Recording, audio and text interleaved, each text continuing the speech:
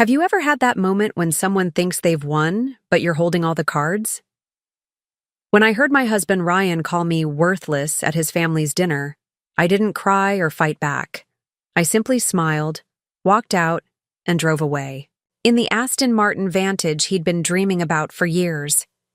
The look on his face in my rearview mirror told me everything. He finally realized what he'd lost. But let me start from the beginning. Before we jump in, tell us where you're tuning in from, and if this story touches you, make sure you're subscribed, because tomorrow I've saved something extra special for you. I never thought I'd be the kind of woman who would walk away from her marriage with a smile. I always believed in working things out, in compromise, in building something together. That's what marriage is supposed to be, right? But sometimes, life has a way of showing you exactly who people are, and more importantly, who you are. My name is Jessica Mitchell, though everyone calls me Jess. I grew up in a modest neighborhood in Seattle, raised by parents who taught me the value of hard work and self-reliance. My father worked in construction, my mother was a nurse, and they scraped together enough to put me through college, the first in my family to get a degree. I started in tech sales right out of college, not glamorous work, but I had a knack for understanding what people needed before they knew they needed it. That skill helped me climb from entry-level sales to strategic accounts, where I began noticing patterns in the industry that others missed. By 27, I had turned my modest savings into smart investments in promising startups. By 30, I had enough success to become an angel investor. That's how I met Ryan. He was pitching his app at an investment meetup. Confident, charming, ambitious, he had the room captivated, including me. We married after 18 months of dating. The wedding was lavish. His mother, Patricia's doing. She made it clear from the start that her son was marrying down, but she was determined to elevate the occasion. I didn't fight her on it. I was in love, and I thought that was all that mattered. What I didn't understand then was that to the Mitchells, appearances were everything. Ryan came from wealth, from privilege, from generations of good breeding, as Patricia would often say. They lived in Bellevue, in a sprawling house with a view of Lake Washington. Their annual Christmas cards always featured perfectly coordinated outfits and professional photography. Ryan's father, Walter, was a retired executive who spent his days golfing. His sister Vanessa had married a surgeon and never worked a day in her life. His brother Kevin and wife Allison were the quieter ones, always orbiting around Patricia's son. In the beginning, Ryan seemed different from them. He laughed about his family's obsession with status. He said he admired my work ethic, my independence. He told me I was a breath of fresh air. But looking back, I should have noticed how he always introduced me as my wife Jessica, rather than letting me speak about my own career. How he'd subtly correct my table manners at family gatherings. How he'd frame my insights as his own when we were with his friends. The Mitchells had a tradition, an annual dinner where family achievements were celebrated and shortcomings were critiqued under the guise of helpful feedback. It was essentially a performance review for family members, with Patricia as the unyielding CEO.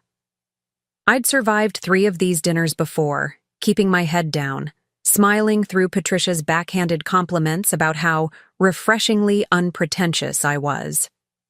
This year's dinner was at Kiyomi, an exclusive Japanese fusion restaurant downtown. Ryan had been on edge for weeks. His app wasn't performing as well as projected, and he'd been passed over for a promotion he'd told everyone was a sure thing. I tried to be supportive, but he grew increasingly distant, spending late nights at the office, coming home smelling of whiskey and expensive perfume that wasn't mine. I knew about the affair. I'm not stupid. But I was trying to figure out my next move carefully. That night at Kiyomi would end up making the decision for me. I arrived at the restaurant separately from Ryan. He'd claimed a last-minute meeting, but I suspected he was meeting her before joining his family. The maitre d' greeted me with a puzzled look when I gave the name Mitchell. "I'm sorry, madam, but the Mitchell party specifically requested that we not seat anyone arriving alone." You're welcome to wait at the bar until the rest of your party arrives. I frowned, confused. But my husband and his family should already be here. The reservation was for 7 o'clock. The maître d' checked his tablet again and shook his head apologetically. The Mitchell party arrived 20 minutes ago. They're seated in the private dining room. But I was instructed by my mother-in-law, I finished for him. Patricia Mitchell, about my height, perfect blonde bob, looks like she's perpetually smelling something unpleasant. He maintained his professional composure, but his eyes confirmed my guess. I see, I said, reaching for my phone. I texted Ryan, I'm at the restaurant. The maître d' says I can't join you. 3 dots appeared immediately, then disappeared. Then reappeared. Finally, Mom made the reservation. Talk to her. I took a deep breath. 5 years of marriage, and this was what it had come to. Being barred from a family dinner like an unwelcome stranger. I could have left. Maybe I should. But something in me snapped. Not in anger, but in clarity. I'll wait at the bar, I told the maître d'. The bar at Kiyomi was a vision of understated luxury, backlit jade, hand-blown glass fixtures, and a wall of rare Japanese whiskeys. I ordered a neat Yamazaki 12 and watched the door to the private dining room. Through the frosted glass, I could make out silhouettes, Patricia's perfect posture, Walter's slouched shoulders, Vanessa's animated gestures, Kevin and Allison's, stillness and Ryan, his head bent towards his mother like a supplicant. I didn't plan what happened next. Or maybe subconsciously I'd been planning it for years. A familiar voice called my name. Jess? Jess Mitchell? I turned to see Marcus Torres, resplendent in a tailored navy suit. Marcus and I had worked together years ago, before he left sales to take over his family's luxury car dealership. Marcus, I smiled, genuinely pleased to see a friendly face. It's been too long. He took the stool next to mine. What brings you here? Business dinner? Family dinner, I said, nodding towards the private room. Or it was supposed to be. Marcus followed my gaze, then looked back at me, his expression shifting to understanding. Ah, you're waiting to join them? I shook my head. Apparently I wasn't on the guest list. Marcus's eyebrows shot up. Their loss, he said smoothly. Join me instead? I'm meeting some clients, but they just texted that they're running late. Before I could answer, the private room door opened, and Patricia Mitchell emerged, perfectly coiffed and wearing an expression of practiced concern. She spotted me immediately. Of course she had known I was there all along. Jessica, darling, she said, her voice carrying just enough to turn heads at nearby tables. What are you doing out here all alone? Didn't Ryan tell you we changed the reservation time? I felt the eyes of the bar patrons on me. This was exactly what Patricia wanted, to make me look lost, confused, out of place. No, he didn't, I said, keeping my voice even. The maître d' said you instructed him not to seat me. Patricia's smile didn't falter, but her eyes hardened. A misunderstanding, I'm sure. Though really, Jessica, we did tell you this was a formal dinner. That outfit is rather casual, isn't it? I glanced down at my black silk jumpsuit and heels, perfectly appropriate for any upscale restaurant in Seattle. Patricia knew it, too. This wasn't about my clothes. This was about putting me in my place. Before I could respond, Marcus stood and extended his hand to Patricia. Mrs. Mitchell? Marcus Torres, owner of Torres Luxury Automobiles. I'm a colleague of Jessica's, from her early career days. Patricia's eyes widened slightly as she took in Marcus's bespoke suit, designer watch, and confident demeanor. This wasn't part of her script. Oh, how lovely to meet you, she said, instantly shifting into her society persona. Any friend of Jessica's is welcome to join us, of course. Marcus smiled. Actually, I was just saying to Jess that she should join me and my clients. We have some business to discuss. Patricia's expression flickered between confusion and annoyance. Business? Jessica is one of our most successful angel investors, Marcus cut in smoothly. Her portfolio performance is legendary in certain circles. I watched as Patricia struggled to process this information. In 5 years of knowing me, she had never once asked about my career beyond vague references to your little job. Ryan had certainly never enlightened her. Well, she finally managed. Family comes first, I always say. Jessica, Ryan is expecting you. She turned to Marcus. Perhaps another time, Mr. Torres. Marcus looked at me, waiting for my decision. And in that moment, I realized I had one. I had a choice. I always had. Actually, Patricia, I said standing, I think I'll take Marcus up on his offer. Please give Ryan my regrets. Patricia's smile froze. Don't be ridiculous. This is our annual family dinner. Everyone is waiting. I wasn't on the guest list, remember? I said quietly. Give Vanessa my seat. She's been eyeing that promotion to favorite daughter-in-law for years. Patricia's mask slipped, just for a second, revealing the coldness beneath. Preparing and narrating this story took us a lot of time, so if you are enjoying it, subscribe to our channel. It means a lot to us. Now back to the story. If you leave now, Jessica, Ryan will be very disappointed. I'm sure he'll survive, I said. He's had plenty of practice disappointing me. I turned to Marcus. Shall we? As we walked away, I felt Patricia's stare boring into my back. I'd never defied her so openly before. But more importantly, I'd never stood up for myself. Marcus and I settled at a table on the other side of the restaurant, where he immediately confessed there were no clients joining us. I could see what was happening, he said. That woman was trying to humiliate you in public. I smiled ruefully. That's Patricia. She's been doing it for years, just usually with more subtlety. And your husband allows this? Marcus asked, his disgust evident. I considered the question. Ryan. He's complicated. He wants his mother's approval more than anything, more than my happiness, certainly. Marcus shook his head. Then he's a fool. We ordered dinner, and for the first time in years, I enjoyed a meal without calculating every word, without bracing for the next subtle dig or backhanded compliment. Marcus and I caught up on the years since we'd worked together. He told me about taking over his family's dealership and transforming it into the premier luxury car showroom in the Pacific Northwest. I told him about my investments, my successes, and failures, my growing portfolio. You always were the smartest person in the room, Marcus said. I remember how you predicted the mobile payment surge before anyone was talking about it. I laughed. I just pay attention to patterns. Speaking of which, I nodded toward the front of the restaurant, where Ryan was now standing, scanning the dining room with an expression of barely contained fury. His eyes locked on our table, and he strode over, ignoring the host trying to intercept him.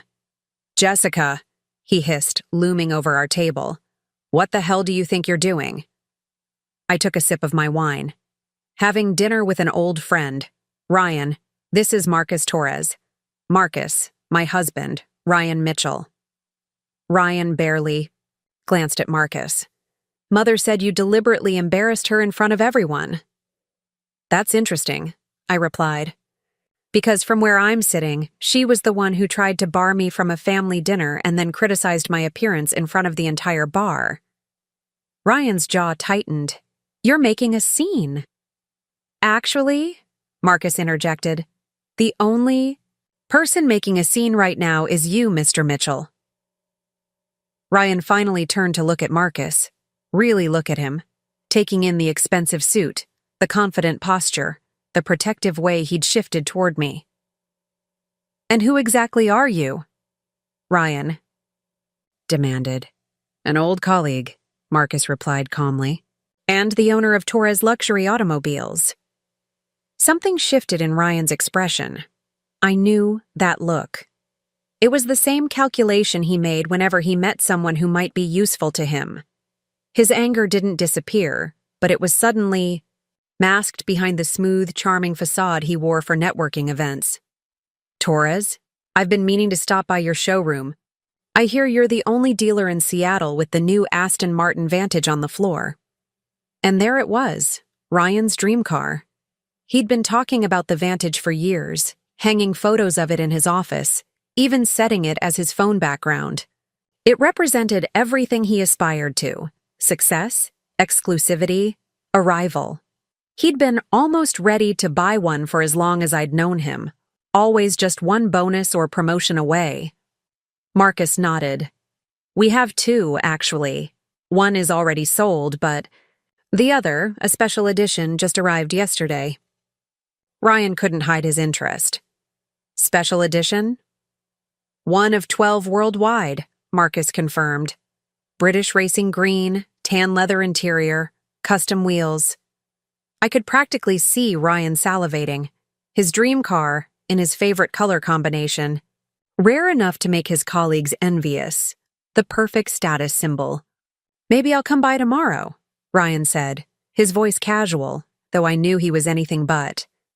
Then, as if remembering why he'd come over, he turned back to me. "Jessica, Mother expects you to join us for dessert at least." It wasn't an apology. It wasn't even a request. It was an order, delivered with the absolute certainty that I would obey. "I've made other plans," I said quietly. Ryan stared at me, disbelief giving way to anger. "Other plans? This is our family dinner." "A family dinner I wasn't invited to," I reminded him. "Don't be so sensitive," he snapped. "Mother gets caught up in details sometimes. It wasn't personal." But it was personal. It had always been personal. Every slight, every exclusion, every time Ryan had stood by while his mother chipped away at my dignity. It was all intensely personal. "Ryan," I said, my voice steady, "go back to your family. I'm going to finish my dinner with Marcus, and then I'm going home." Ryan leaned in, lowering his voice to a harsh whisper. "If you don't come with me right now, we're going to have a serious problem, Jessica." I met his gaze. "I think we already do." For a moment, I thought he might make an even bigger scene. Instead, he straightened, adjusting his tie. "We'll discuss this at home," he said, his tone making it clear what kind of discussion it would be. The same one we'd had countless times, where he explained why his mother's behavior was reasonable and my feelings were not. I smiled thinly. "I look forward to it." After Ryan stalked back to the private room, Marcus let out a low whistle. That was intense. "That was Tuesday," I replied, surprising myself with a laugh. We finished our meal, deliberately avoiding further discussion of Ryan or the Mitchells. As Marcus walked me to my car, he handed me his business card. "If you ever want to see that Aston Martin Vantage," he said, "come by the showroom. No strings attached."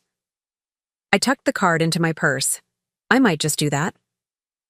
I drove home, slowly, my mind racing faster than my car ever could. By the time I pulled into our Madison Park driveway, I had made my decision. Our house was dark. Ryan was still at dinner, probably sitting through Patricia's annual assessment of everyone's failures and achievements. I wondered what she'd say about me this year. Actually, I didn't wonder at all. I knew. Inside, I went, straight to my home office and powered up my laptop. I checked my investment accounts first, all in my name, all performing well.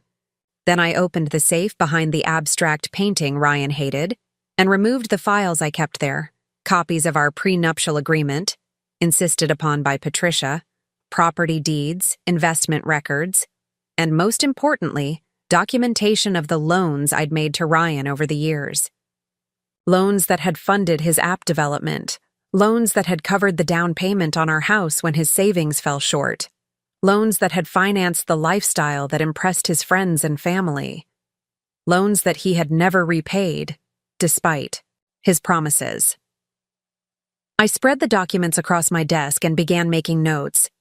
By the time headlights swept across the driveway 3 hours later, I had a clear accounting of exactly what Ryan owed me, financially and otherwise.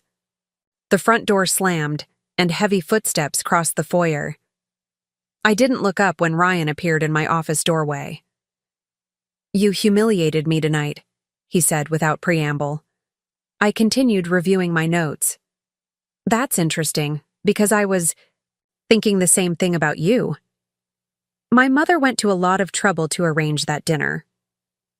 And to ensure I wasn't part of it," I added. Ryan sighed, running a hand through his hair, a gesture I once found endearing. "You're overreacting. Mother made a mistake with the reservation, that's all. A mistake she's been making for 5 years in different ways? That's quite a coincidence." He stepped into the office, his patience visibly thinning. "What are you doing? It's after midnight." I finally looked up at him. "I'm calculating what you owe me." He frowned. "What?" I gestured to the papers spread across my desk. "The startup capital for your app, $150,000. The down payment on this house, $200,000.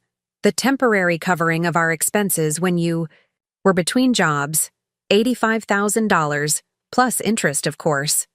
Ryan's face flushed. "Those weren't loans. That was you contributing to our marriage, to our future." "Really?" "Because I distinctly remember you saying, and I quote, 'I'll pay you back every cent once we turn a profit.' You even drafted promissory notes." I held up the papers with his signature, "Which legally makes these loans, not gifts." "You're my wife," he said, as if that explained everything. "What's mine is yours. What's yours is mine." I laughed, without humor. "That's funny, because I've never felt like anything in this marriage was truly mine.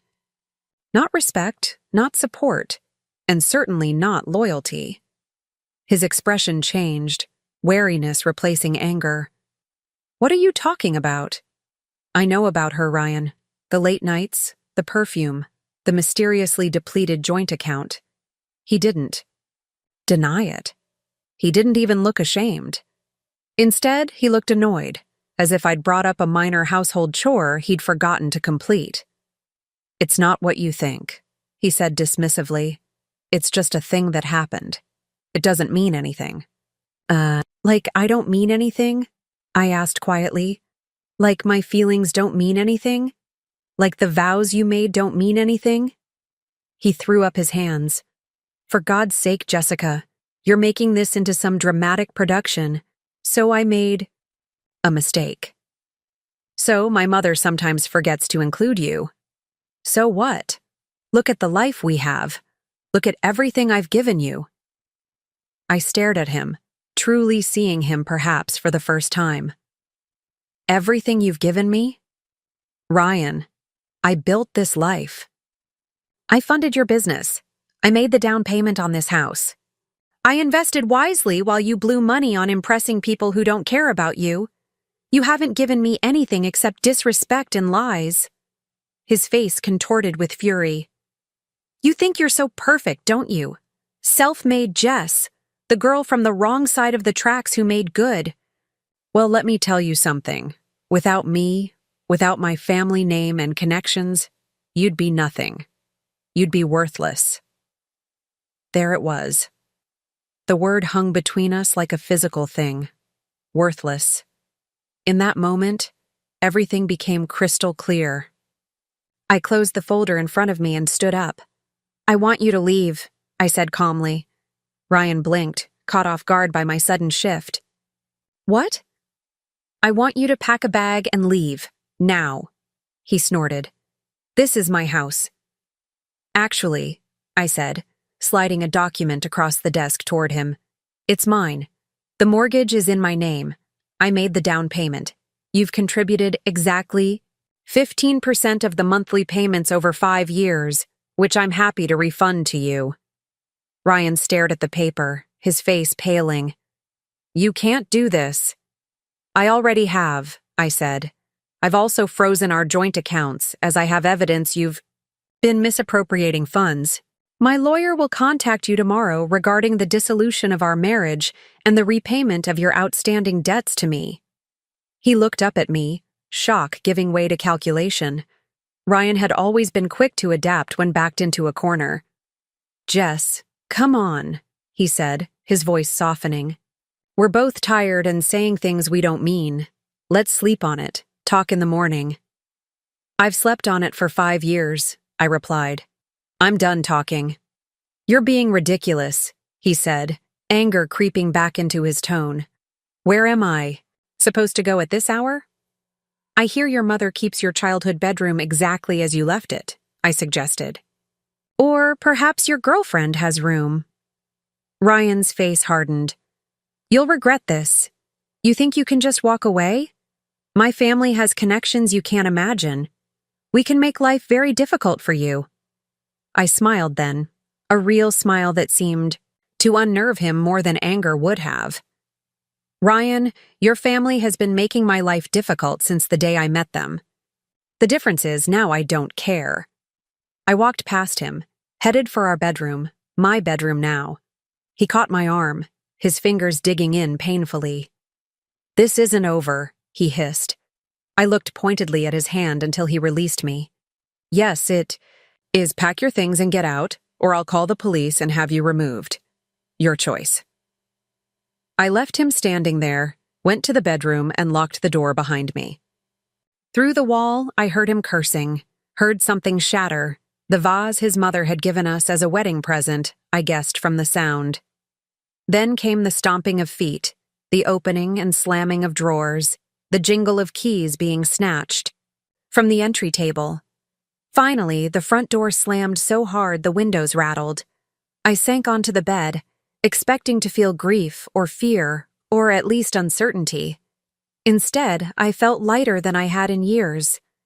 I picked up my phone and looked at the business card Marcus had given me. It was after 1 a.m., but I sent a text anyway. "That Aston Martin Vantage you mentioned? I'd like to see it tomorrow. First thing." To my surprise, he replied almost immediately, "Showroom opens at 9. I'll have it waiting." I slept soundly for the first time in months. The next morning I dressed with care, a sleek pantsuit, my best heels, subtle makeup.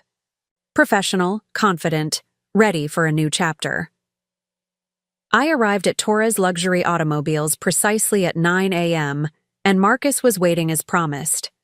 The car was even more beautiful in person. British racing green with tan leather interior, exactly as described. Exactly as Ryan had always dreamed. "Want to take it for a test drive?" Marcus asked. I ran my hand over the smooth curve of the hood. "Actually, I want to buy it." Marcus raised an eyebrow. "It's not an impulse purchase kind of car, Jess. Maybe take it for a spin first, think it over?" I shook my head. "I don't need to think it over. I've done my research. I know exactly what I'm doing." 2 hours later, I drove the Aston Martin Vantage out of the showroom, the paperwork signed and payment transferred from my personal account. The car handled like a dream, responsive and powerful. I understood now why Ryan had coveted it for so long. It wasn't just a car, it was a statement. My statement. I drove straight to my lawyer's office, where I handed over the file I'd prepared the night before. Linda Kim had been my attorney since my first successful investment, and she didn't bat an eye at my request for an immediate divorce filing. "The prenup should make this straightforward," she said, reviewing the documents. "But these loans, he'll fight you on them." "Let him," I replied. "I have the paperwork, and his signature on every page." Linda nodded approvingly. "I'll have this filed today. Where can we serve him with the papers?" I smiled. "I have a pretty good idea." After leaving Linda's office, I drove to the Mitchell family home in Bellevue. I knew Ryan would be there. Where else would he go in a crisis but running home? To Mommy? I pulled up to the circular driveway, the Aston Martin's engine purring like a contented cat. Through the large front windows, I could see movement inside. Patricia pacing in her designer loungewear, gesturing emphatically. I didn't need to go in. That wasn't why I'd come. Instead, I simply waited, engine running, until the front door opened and Ryan emerged, likely headed to drown his sorrows at his favorite bar. He froze when he saw the car, his dream car, in his favorite color, parked in his mother's driveway, with his wife behind the wheel. I rolled down the window as he approached, his expression a fascinating mix of confusion, anger, and naked desire. For the car, not for me. "Jessica, what is this?" he demanded, staring at the vehicle like he couldn't believe his eyes.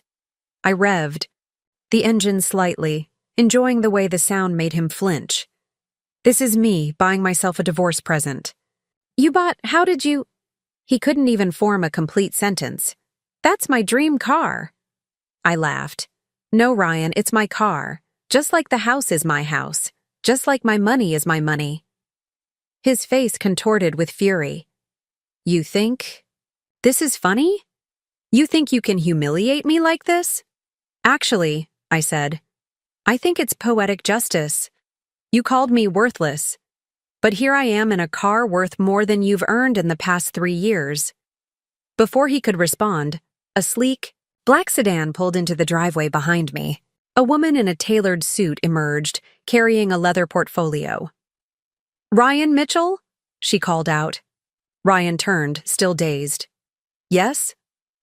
"I'm from Kim Legal Services. I'm here to serve you with divorce papers."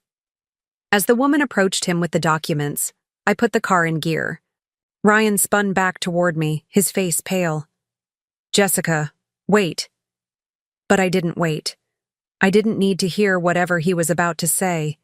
The excuses, the promises, the threats. I simply smiled, waved, and drove away, leaving him standing in his mother's driveway with divorce papers in one hand and the shattered remains of his ego at his feet. In my rearview mirror, I caught a glimpse of Patricia coming out of the house, no doubt drawn by the commotion. Her face as she took in the scene, her son, the divorce server, and me driving away in an Aston Martin, was worth every penny of the car's price tag. I pressed my foot on the accelerator and felt the power of the engine respond instantly. Ahead of me stretched an open road and a future entirely of my own making. Worthless? No. I was worth everything. And now, finally, I knew it. The Aston Martin handled like a dream as I navigated through the winding roads of Bellevue, putting distance between myself and the life I was leaving behind.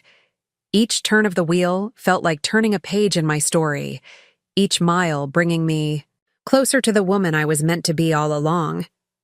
I hadn't planned on buying Ryan's dream car when I woke up that morning. It was an impulse decision. But as I felt the leather seat cradle me and heard the engine's perfect purr, I knew it was the right one. This wasn't about revenge, though the look on Ryan's face had certainly been satisfying. This was about reclaiming my power. My phone buzzed incessantly on the passenger seat. Ryan had already called 12 times in the 20 minutes since I'd driven away from his mother's house. I silenced it without looking and focused on the road ahead. The sky was that perfect Seattle blue that only appears on rare days, when the clouds decide to take a break from their usual vigil. It felt like an affirmation. I drove to Capitol Hill, to the high-rise condo building where I'd impulsively purchased a unit 3 months ago. Ryan didn't know about it. I'd bought it as an investment property through one of my LLCs, but somewhere in my subconscious, I think I knew it would become my escape hatch. The doorman recognized me immediately and greeted me with a warm smile. "Good morning, Ms. Mitchell. Beautiful car." "Thank you, James. And it's Ms. Harmon now," I replied, reverting to my maiden name with a lightness that surprised me.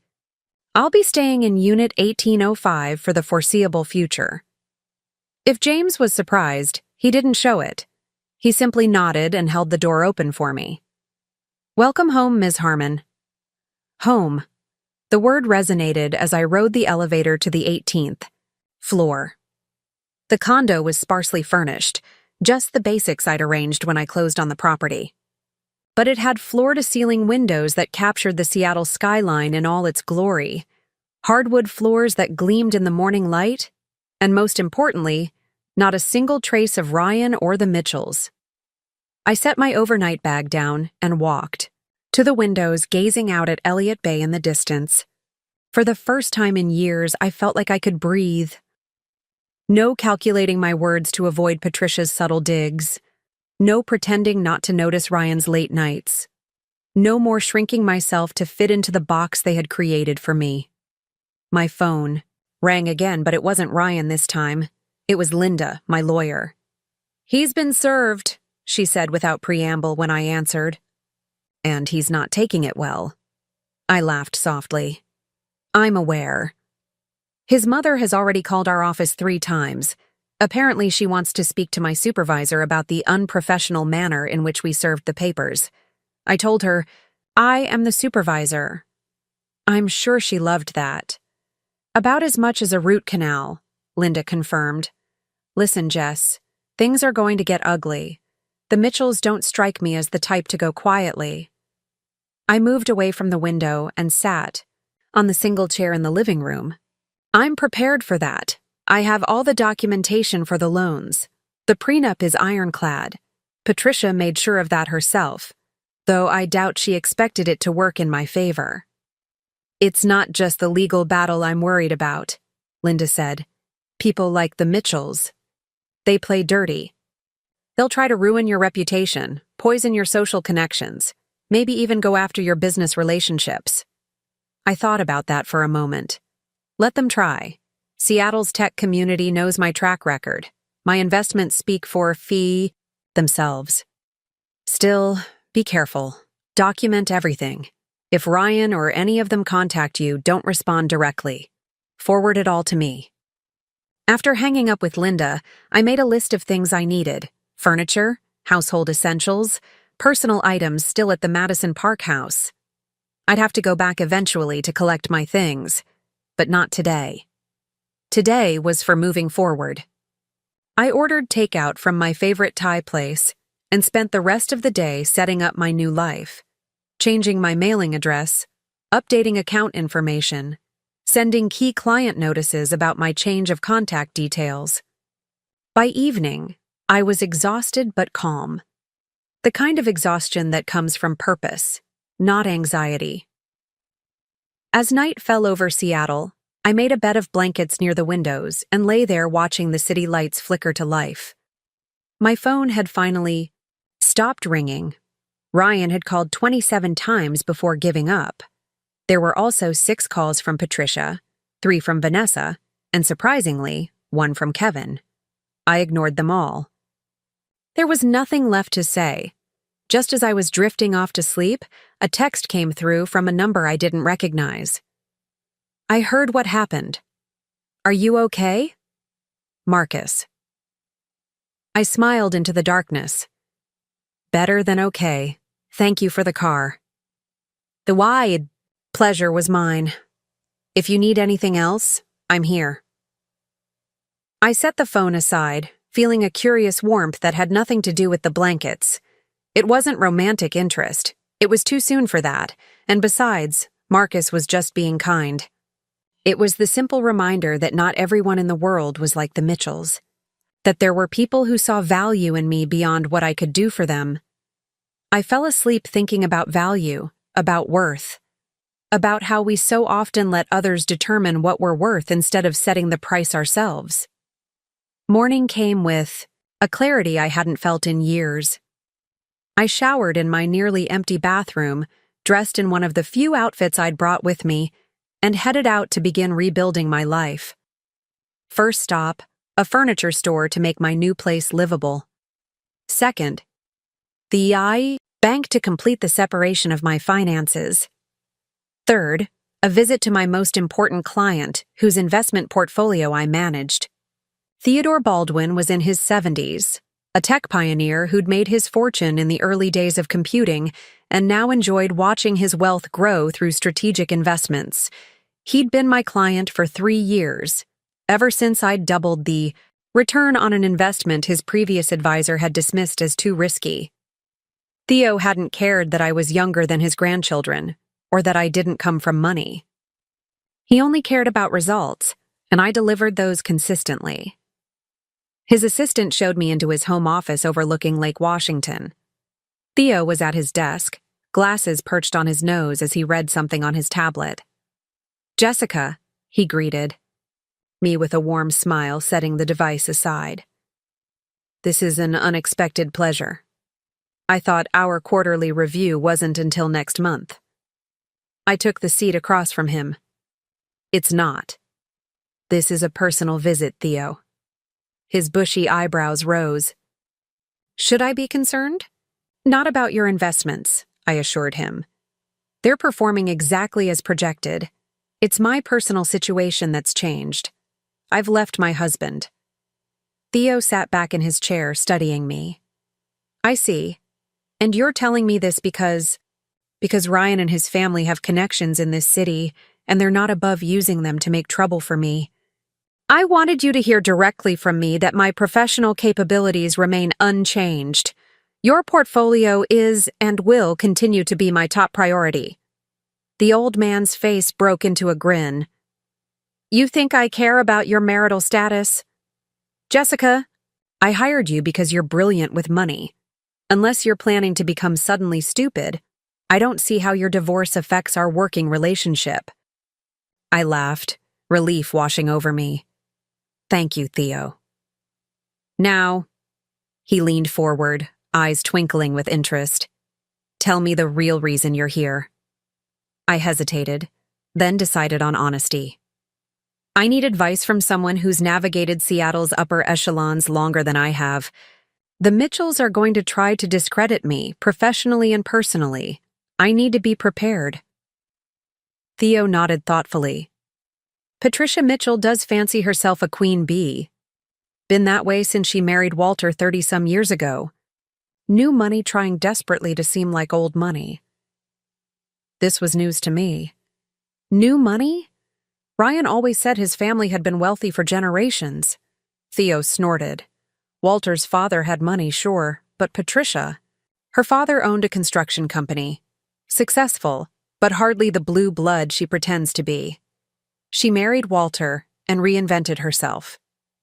The irony wasn't lost on me. Patricia had spent years making me feel inferior for my modest background, when her own origins weren't so different. "Here's my advice," Theo continued. "First, get ahead of the story.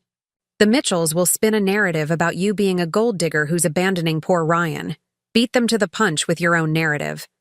"I don't want to badmouth them publicly," I said. "That feels undignified." "Who said anything about badmouthing? Simply make your professional achievements more visible. Remind the community who you are beyond being Ryan Mitchell's wife." "And second?" Theo's expression turned serious. "Don't underestimate Patricia. She's built her entire identity around her family's social standing. You're not just leaving her son, you're threatening her carefully constructed world. She'll fight dirty." I thought about the signs I'd missed over the years, the way Patricia controlled the family narrative, the way Ryan deferred to her judgment even when it contradicted his own interests, the way she'd systematically tried to diminish me from the moment I entered their lives. "Thank you, Theo. I appreciate your candor." He waved a dismissive hand. "Just make sure my portfolio keeps performing, and we'll call it even." As I left Theo's lakeside mansion, I felt fortified for what was coming. I wasn't naive enough to think the Mitchells would let me walk away without consequences. But for the first time, I wasn't afraid of their retaliation. I was prepared for it. My next stop was my house in Madison Park. Ryan's car wasn't in the driveway, which meant he was either still at his mother's or had gone to stay with his girlfriend. Either way, his absence made this easier.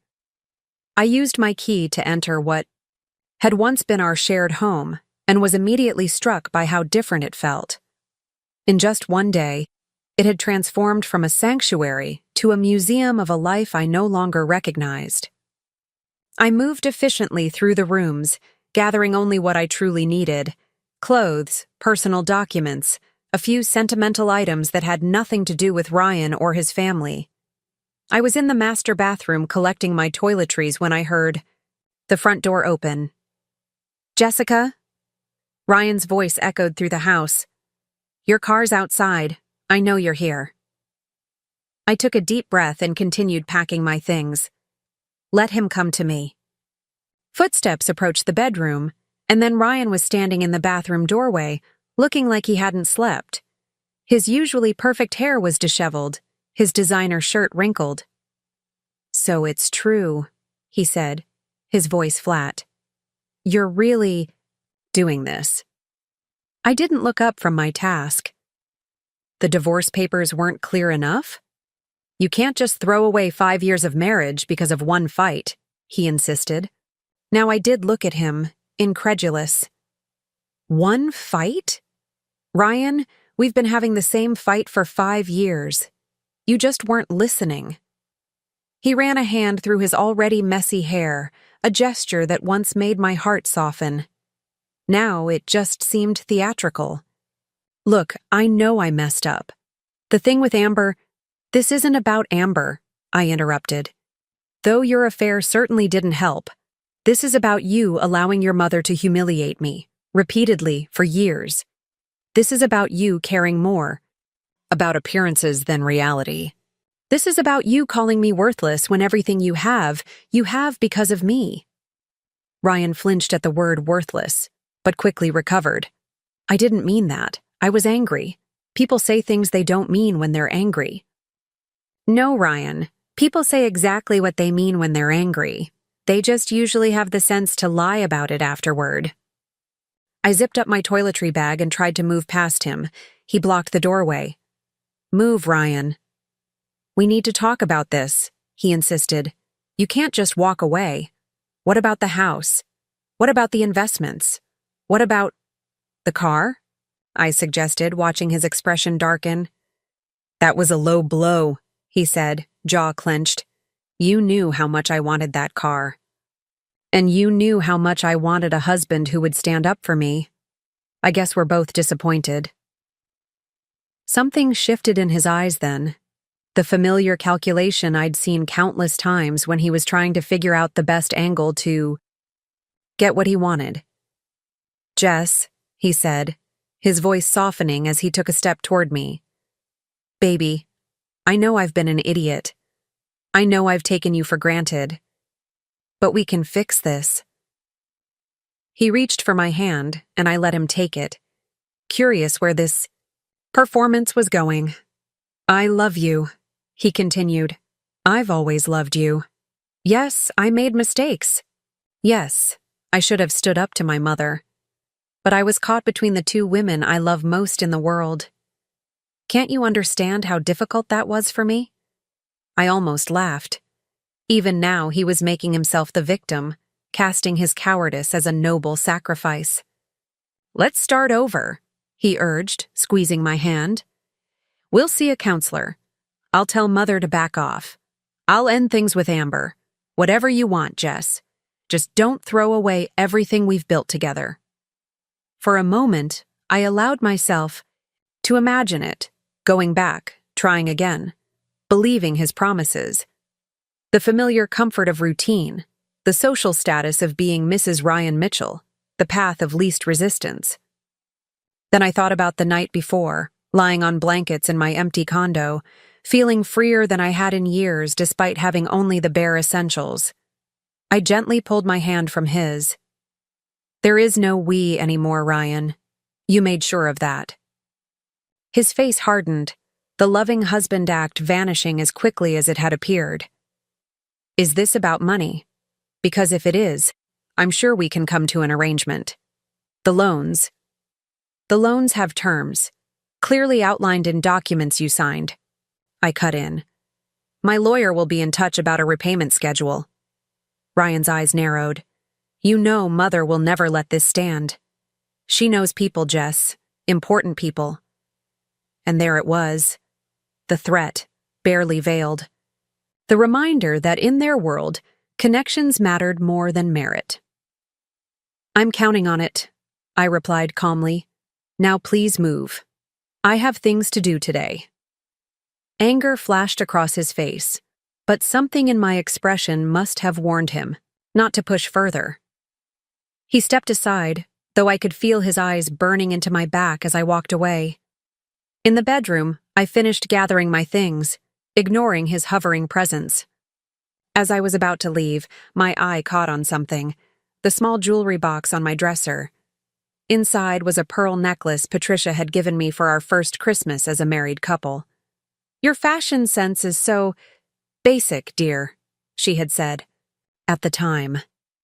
"Pearls are classic. They might elevate your look a bit." I had thanked her, worn the necklace dutifully at family gatherings, and hated every moment of it. Now I picked up the box and held it out to Ryan. "Please return this to your mother. I won't be needing it anymore." His expression was unreadable as he took the box. "This isn't over, Jessica." I shouldered my bag and gave him a level look. "Yes, Ryan, it is." As I drove away from the Madison Park house for the last time, I felt no regret, no second guessing. Only a deep certainty that I was doing exactly what I should have done years ago. Back at my condo, I found a delivery of furniture being unloaded, the pieces I'd ordered the day before. The empty space was quickly transforming into something that felt like mine. Not ours, not a compromise, but a reflection of my tastes alone. I directed the placement of each item, enjoying the simple pleasure of making decisions without considering anyone else's preferences. By late afternoon, my new home was taking shape. The modern sectional in deep blue, the glass dining table, the king-sized bed with the fluffy white duvet I'd always wanted but Ryan had vetoed as too feminine. It wasn't perfect yet, but it was progress. My phone chimed with an email notification from Linda. "Call me ASAP." I dialed her number immediately. "The Mitchells have hired Lancaster," she said without greeting. I sank onto my new couch. Lancaster and Associates was one of Seattle's most aggressive divorce firms, known for representing the city's elite in scorched earth proceedings that left the less moneyed spouse with nothing. "I thought they might," I replied, keeping my voice steady. "But the prenup?" "They're challenging it," Linda cut in, "claiming you coerced Ryan into signing unfavorable terms by misrepresenting your financial situation." I laughed at the absurdity. "That's ridiculous. Patricia practically wrote the prenup herself. She was the one insisting on protecting the family assets from me, not the other way around." "I know, and we have documentation to prove it. But that's not all. They're also claiming you committed fraud by using Ryan's name and connections to secure investments for your personal portfolio." My amusement vanished. "That's a serious accusation." "It is, and a baseless one, I'm sure. But we need to be prepared. I need documentation of every investment you've made, every client meeting, every decision. We need to prove your business success is entirely your own." After hanging up, I sat in the growing darkness of my condo, thinking. The Mitchells were moving faster than I'd anticipated, and they were playing dirtier than I'd expected. Accusations of fraud could damage my professional reputation, regardless of whether they were proven. Clients might get nervous, withdraw their business. Years of careful work could be undone by whispers and innuendo. I needed to get ahead of this, just as Theo had advised. I picked up my phone and called Marcus. "Jess," he answered warmly. "How's the car treating you?" "Like a dream," I said. "Listen, I need a favor." "Name it." "I need to make some connections in Seattle's tech investment community. Not clients, I have those, but allies. People who can vouch for my professional reputation when the Mitchells start spreading rumors." There was a pause. "They're coming after you professionally? That's low." "That's Patricia," I replied. "She knows my career is important to me, so that's where she'll attack." "I can help," Marcus said. "There's a tech mixer at the Fairmont next Thursday. All the major players will be there. I can get you an invitation." "Thank you, Marcus." "Jess," he hesitated, then continued, "be careful. The Mitchells. They're not known for playing fair." After we hung up, I walked to the windows and looked out at the Seattle skyline. the Space Needle illuminated against the night sky. I thought about Patricia, sitting in her Bellevue mansion, plotting my downfall with the same meticulous attention she gave to planning charity galas. I thought about Ryan, probably feeding her information about me, about my clients, about my vulnerabilities. They thought they knew me. They thought I was the same woman who had smiled politely through Patricia's insults, who had accepted Ryan's neglect, who had played by their rules for 5 long years. They were about to discover how wrong they were. The week that followed was a blur of activity. During the day, I met with clients, reassuring them that my personal situation wouldn't affect their investments. I gathered documentation for Linda, building an ironclad case against the Mitchells' accusations. I furnished my condo, creating a space that reflected the woman I was becoming rather than the woman I'd been. At night, I researched. I dove into public records, news archives, and business filings, looking for anything that might give me insight into the Mitchells' vulnerabilities. What I found confirmed what Theo had told me. Patricia's background was far more modest than she pretended. Her father's construction company had been successful in a blue-collar way, nothing like the old money pedigree she claimed. More interestingly, Walter Mitchell's investment firm had weathered some questionable dealings in the early 2000s. Nothing illegal, but certainly ethically dubious. The kind of aggressive tax avoidance and corporate restructuring that might embarrass a family so concerned with appearances. I wasn't planning to use this information. Not yet, anyway. But knowledge was power, and I needed all the power I could get. Thursday evening arrived, and with it, the tech mixer at the Fairmont. I dressed with care, a sleek black dress that managed to be both professional and striking, heels that added 3 inches to my height, subtle jewelry that spoke of confidence rather than flash. The Aston Martin turned heads as I valeted it. At the hotel, exactly as I'd intended. Let them talk. Let them wonder. Marcus met me in the lobby, handsome in a charcoal suit. "You look amazing," he said, offering his arm. "I feel amazing," I replied, and it wasn't a lie. Despite the stress of the week, despite the legal battle looming, I felt more myself than I had in years. The ballroom was crowded with Seattle's tech elite, startup founders, venture capitalists, industry veterans. Many faces I recognized, some I knew personally. Marcus led me through the crowd, making introductions, subtly highlighting my investment. Successes without my having to brag. Jessica advised on the Series B for Meditech, he told a group of VCs. Predicted their market expansion perfectly. "That telehealth platform was your pick?" one of them asked, impressed. "Bold move, paid off beautifully." I smiled, accepting the compliment with grace. I recognized the potential early. Sometimes, the greatest opportunities come from seeing what others miss. As the evening progressed, I found myself in conversation with leaders I'd admired from afar, exchanging ideas, making connections that could strengthen my position in the industry. I was in the middle of a fascinating discussion about blockchain applications when I felt a shift in the room's energy. I turned to see Patricia and Walter Mitchell entering the ballroom, Ryan trailing behind them like an afterthought. Patricia was resplendent in designer evening wear, Walter distinguished in his tuxedo. They moved through the crowd with practiced ease, greeting people by name, accepting deference as their due. Marcus appeared at my side. "I didn't know they'd be here," he murmured. "We can leave if you want." I shook my head. "No, this is exactly where I need to be." Our eyes met, and he nodded, understanding. "I'm right behind you." I watched as Patricia worked the room, her gaze eventually landing on me. The momentary widening of her eyes was the only indication of her surprise at finding me there. She leaned in to whisper something to Walter, who glanced my way with a frown. Ryan, following his parents' gaze, went pale when he spotted me.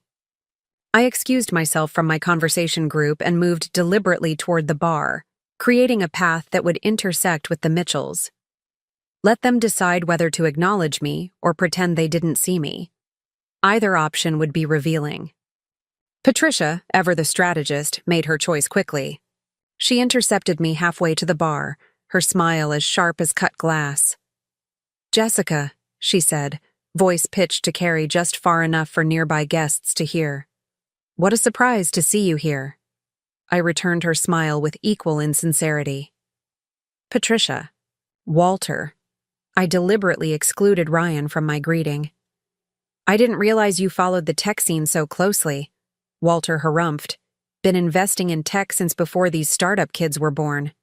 "Of course," I said smoothly. "Though I believe your firm specializes more in established industries, manufacturing, retail." Patricia's smile tightened. She knew I was subtly highlighting the difference between Walter's traditional investments and the cutting-edge tech. Work I did. "We diversify," she said. "A concept I'm sure you're familiar with, given your varied background."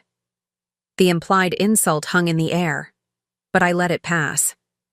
Speaking of diversification, I was just discussing blockchain applications in healthcare with the Meditech team. Fascinating potential there. Before Patricia could respond, a woman approached our group, Eliza Chen, founder of a healthcare AI startup I'd invested in early. "Jessica!" Eliza exclaimed. "I've been looking for you. That prediction you made about regulatory changes in the healthcare space?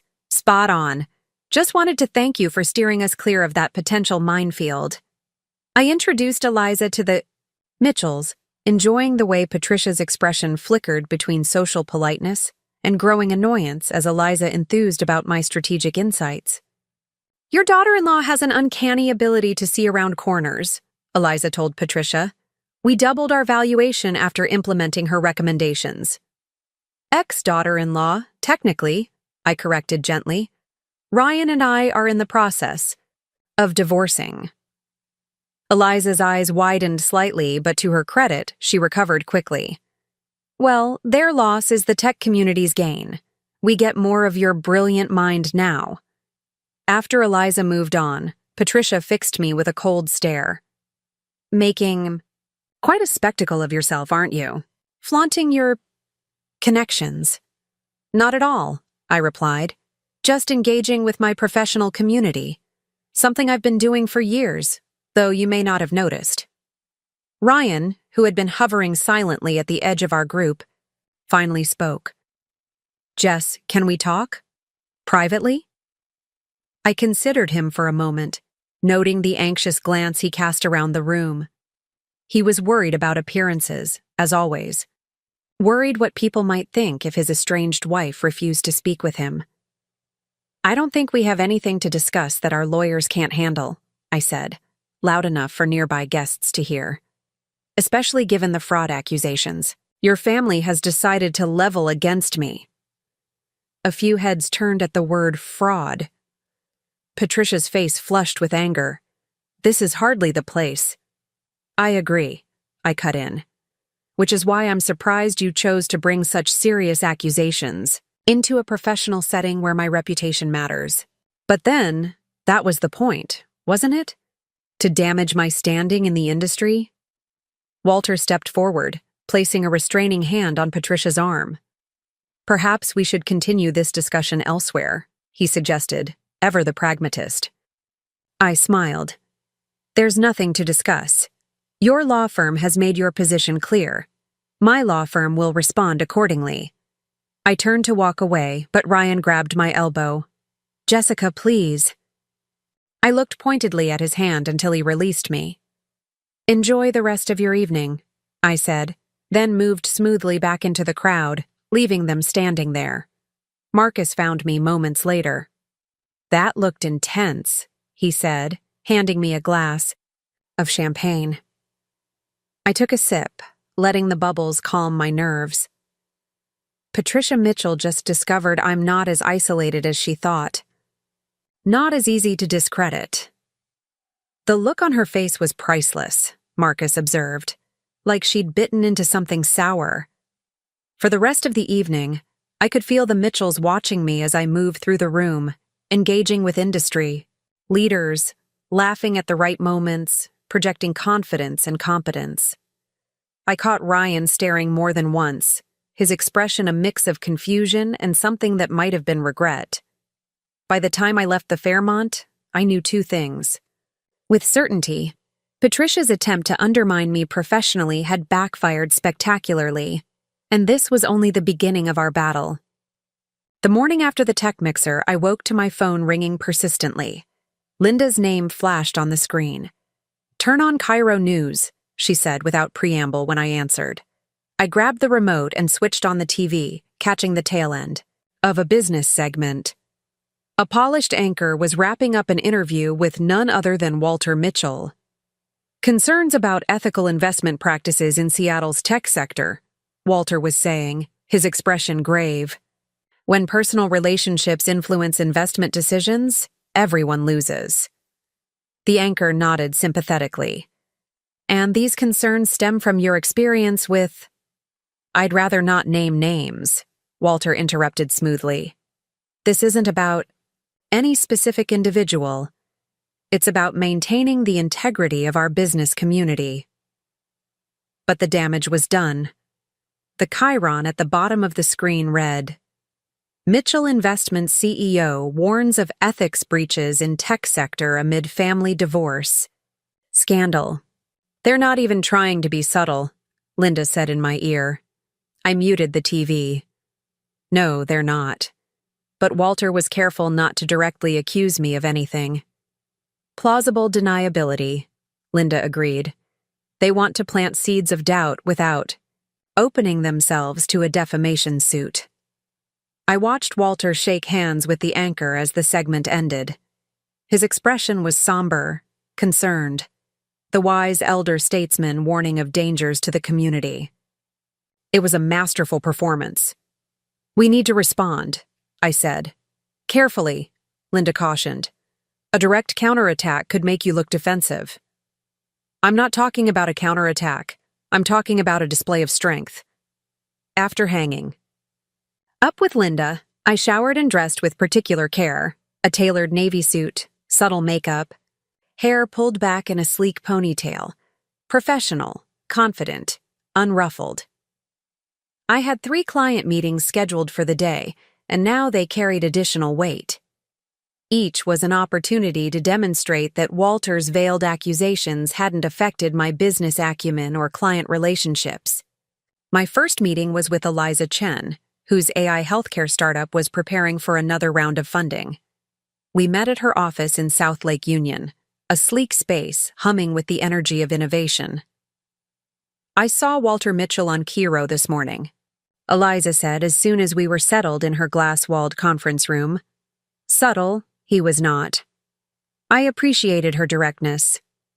"The Mitchells are concerned about appearances." "Their appearances, not yours," she corrected. "I've worked with you for 2 years, Jess. Your investment advice has been consistently sound, based on actual market insight, not personal connections." "Thank you for that," I said, genuinely touched.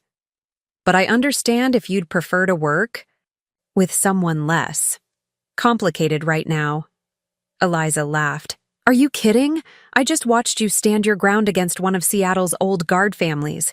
If anything, I'm more impressed than ever." She leaned forward. "The question is, are you still fully focused on business despite all this personal drama?" I pulled out my tablet and opened the presentation I'd prepared. "Judge for yourself. I've analyzed your competitive landscape for the next funding round. Here's who else is looking for Series C funding in your sector, and here's how we position you to stand out." For the next hour, we dove deep into strategy, market projections, and investor psychology. By the time I left, Eliza had not only confirmed she wanted to continue working with me, but had referred another startup founder my way. 1 down, 2 to go. My second meeting was with a more traditional client, a retired software engineer who had entrusted me with his considerable portfolio. Howard was in his 60s, more cautious by nature, exactly the type who might be swayed by Walter Mitchell's gravitas on morning television. We met at a quiet cafe near his Mercer Island home. Howard was already there when I arrived, newspaper open beside his coffee.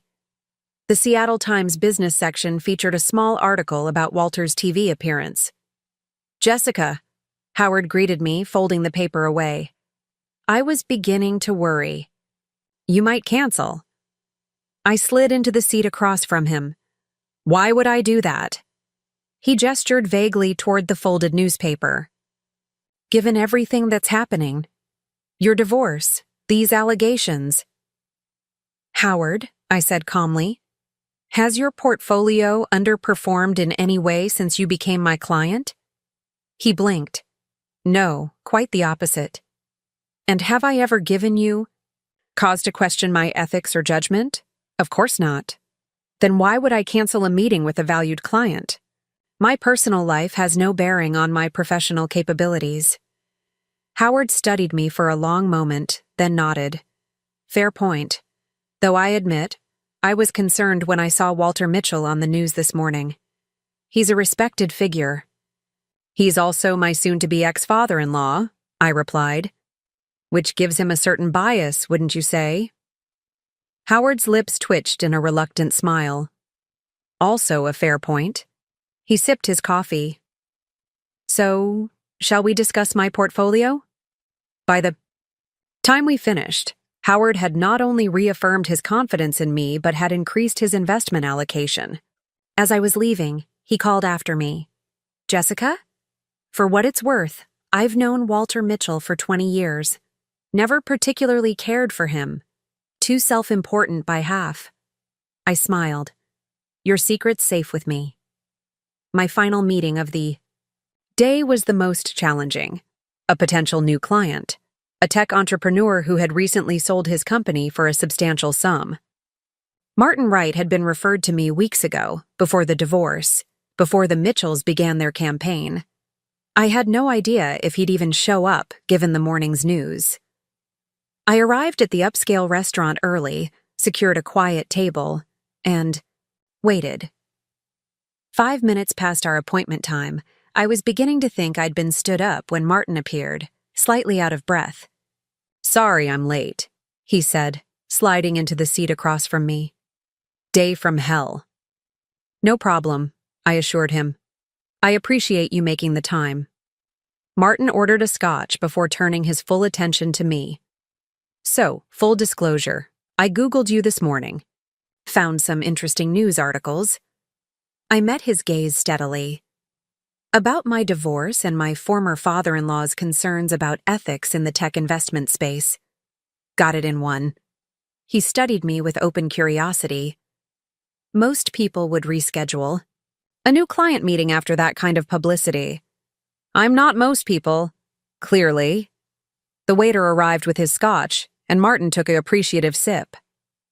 "So, convince me why I should trust you with my money when the Mitchell family seems to think you're the antichrist of ethical investing." I couldn't help but laugh at his bluntness. "The Mitchells think I'm many things, but they've never questioned my financial acumen. As for why you should trust me," I pulled out a folder and slid it across the table. "These are the returns I've generated for clients with investment profiles similar to yours over the past 3 years. You'll notice they consistently outperform market averages by significant margins." Martin flipped through the documents, eyebrows rising. "Impressive, but numbers can be manipulated." "They can," I agreed, "which is why I've included contact information for those clients, with their permission. Feel free to call any of them and ask about their experience working with me." Martin closed the folder and sat back, regarding me with new interest. "You know, when my buddy recommended you, he said you were razor sharp. He wasn't exaggerating. I believe in being prepared, especially when entering potentially hostile territory." "Like meeting a new client who's just read questionable things about you in the news?" "Exactly like that." Martin grinned and raised his glass in a small salute. "Well, Ms. Harmon, I think this is the beginning of a beautiful friendship. Now, let's talk about what to do with my suddenly very large bank account." By the time I left the restaurant, the sun was setting over Elliott Bay, painting the water in shades of gold and crimson.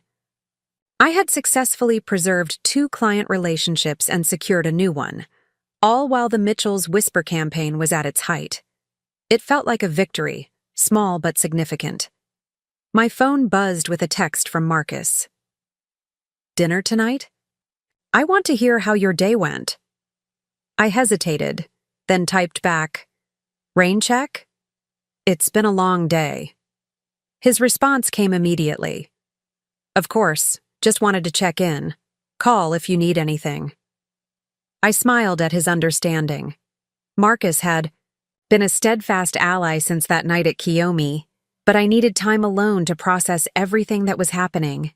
The Aston Martin purred to life as I headed back to my condo, the familiar sense of power and control washing over me as I navigated through evening traffic.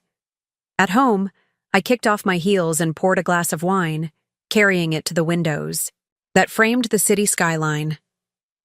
Seattle glittered below me, lights winking on as darkness fell. Somewhere out there, the Mitchells were plotting their next move. Somewhere, Ryan was perhaps regretting the choices that had led us here. My phone rang, interrupting my thoughts. Unknown number. "Hello? Is this Jessica Mitchell?" A woman's voice, unfamiliar. "This is Jessica Harmon," I corrected. "Who's calling?" "My name is Diane Lewis from the Seattle Business Journal. I'm working on a story about ethics in tech investment, following Walter Mitchell's statements this morning.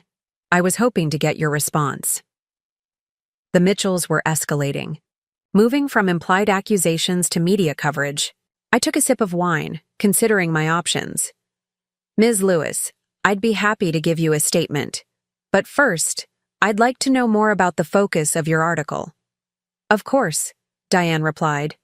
"We're examining the intersection of personal relationships and professional decisions in Seattle's tech investment community." Mr. Mitchell raised some concerns about ethical boundaries being crossed. "Since you were previously married to his son and are an active tech investor, we felt your perspective would be valuable." "I see. And have you spoken directly with Walter Mitchell for this piece?" "Yes, I interviewed him this afternoon." "And did he mention me by name in that interview?" A slight pause. "Not explicitly, no. But the context was clear." "Interesting," I murmured. "Well, Ms. Lewis, here's my statement.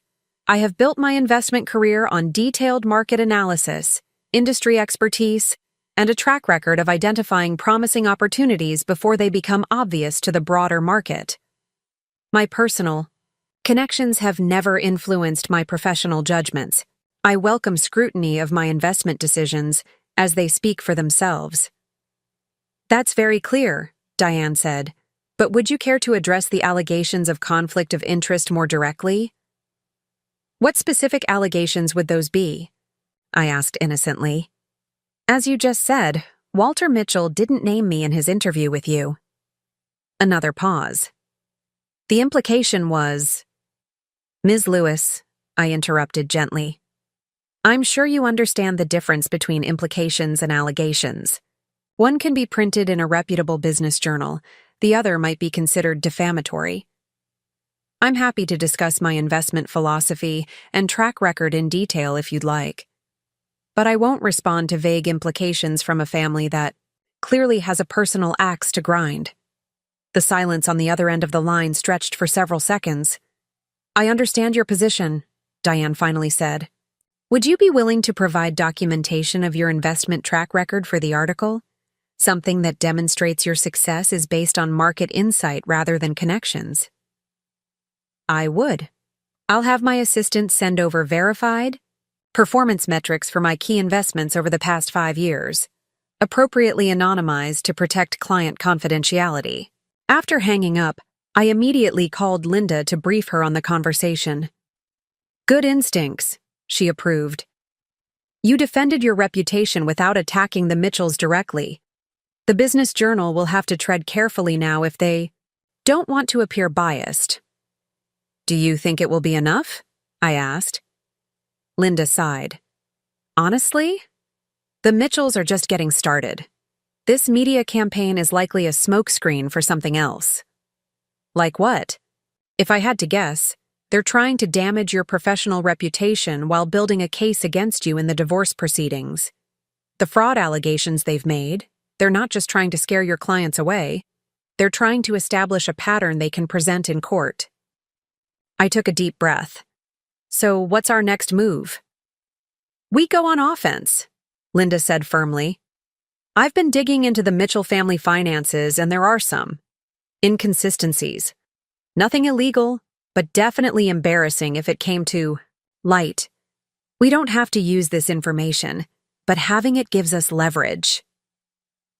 After ending the call, I returned to the window thinking, the Mitchells had wealth, connections, and social standing. They were used to getting their way, to controlling the narrative. But they had miscalculated in one crucial aspect. They thought I would play by their rules. They were about to learn otherwise. The next morning, a courier delivered a thick envelope from Linda's office. Inside was the dirt she'd dug up on the Mitchell family finances, a labyrinth of shell companies, aggressive tax avoidance strategies, and questionable business partnerships that wouldn't stand up well to public scrutiny. Nothing illegal, as she'd said, but certainly not the squeaky clean image Patricia worked so hard to maintain. I studied the documents over coffee, understanding now why Linda had been so confident. This was powerful ammunition, the kind that could devastate the Mitchells' social standing if deployed strategically. But it wasn't yet time to use it. For now, it was enough to know I had options. My phone chimed with a text from my assistant. Seattle Business Journal just posted their article online. Link sent to your email. I opened the email with some trepidation, scanning for my name in the lengthy piece about investment ethics in the tech sector. I found it halfway through. When asked about potential conflicts of interest, respected investor Jessica Harmon, formerly Mitchell, vigorously defended her professional record, stating her investment decisions have always been based on market analysis rather than personal connections. Documentation provided to the journal confirms Harmon's portfolio has consistently outperformed market benchmarks, lending credence to her assertion that her success stems from expertise rather than privileged relationships. I let out a breath I hadn't realized I was holding. The article quoted Walter Mitchell's concerns about ethics, but was careful to frame them as general observations rather than specific accusations. Most importantly, it presented my perspective as equally valid, backed by concrete performance data. Not a win, exactly, but not the hit piece the Mitchells had likely hoped for. My phone rang again. Theodore Baldwin, my oldest and most valuable client. Jessica, he greeted me. I see the Business Journal had the good sense to include your perspective in their article. You read it already? I make it a point to stay informed about my investment team, he replied, particularly when they're being targeted by jealous competitors. I smiled at his characterization. Is that how you see the Mitchells? As competitors? Walter Mitchell has been trying to get a piece of my portfolio for 15 years, Theo snorted. Always with the same pitch about tradition and stability and the wisdom of conservative investments. Meanwhile, you've doubled my returns in 3 years with smart, calculated risks. So yes, competitors, and not particularly gracious ones. I appreciate your support, Theo. It's not support, it's self-interest, he corrected, though I could hear the warmth in his voice. Now, the reason I called, I'm hosting a charity gala for the Children's Hospital next weekend. I'd like you to attend as my guest. I hesitated. That's very kind, but the Mitchells will be there, Theo continued as if I hadn't spoken. Patricia is on the hospital board.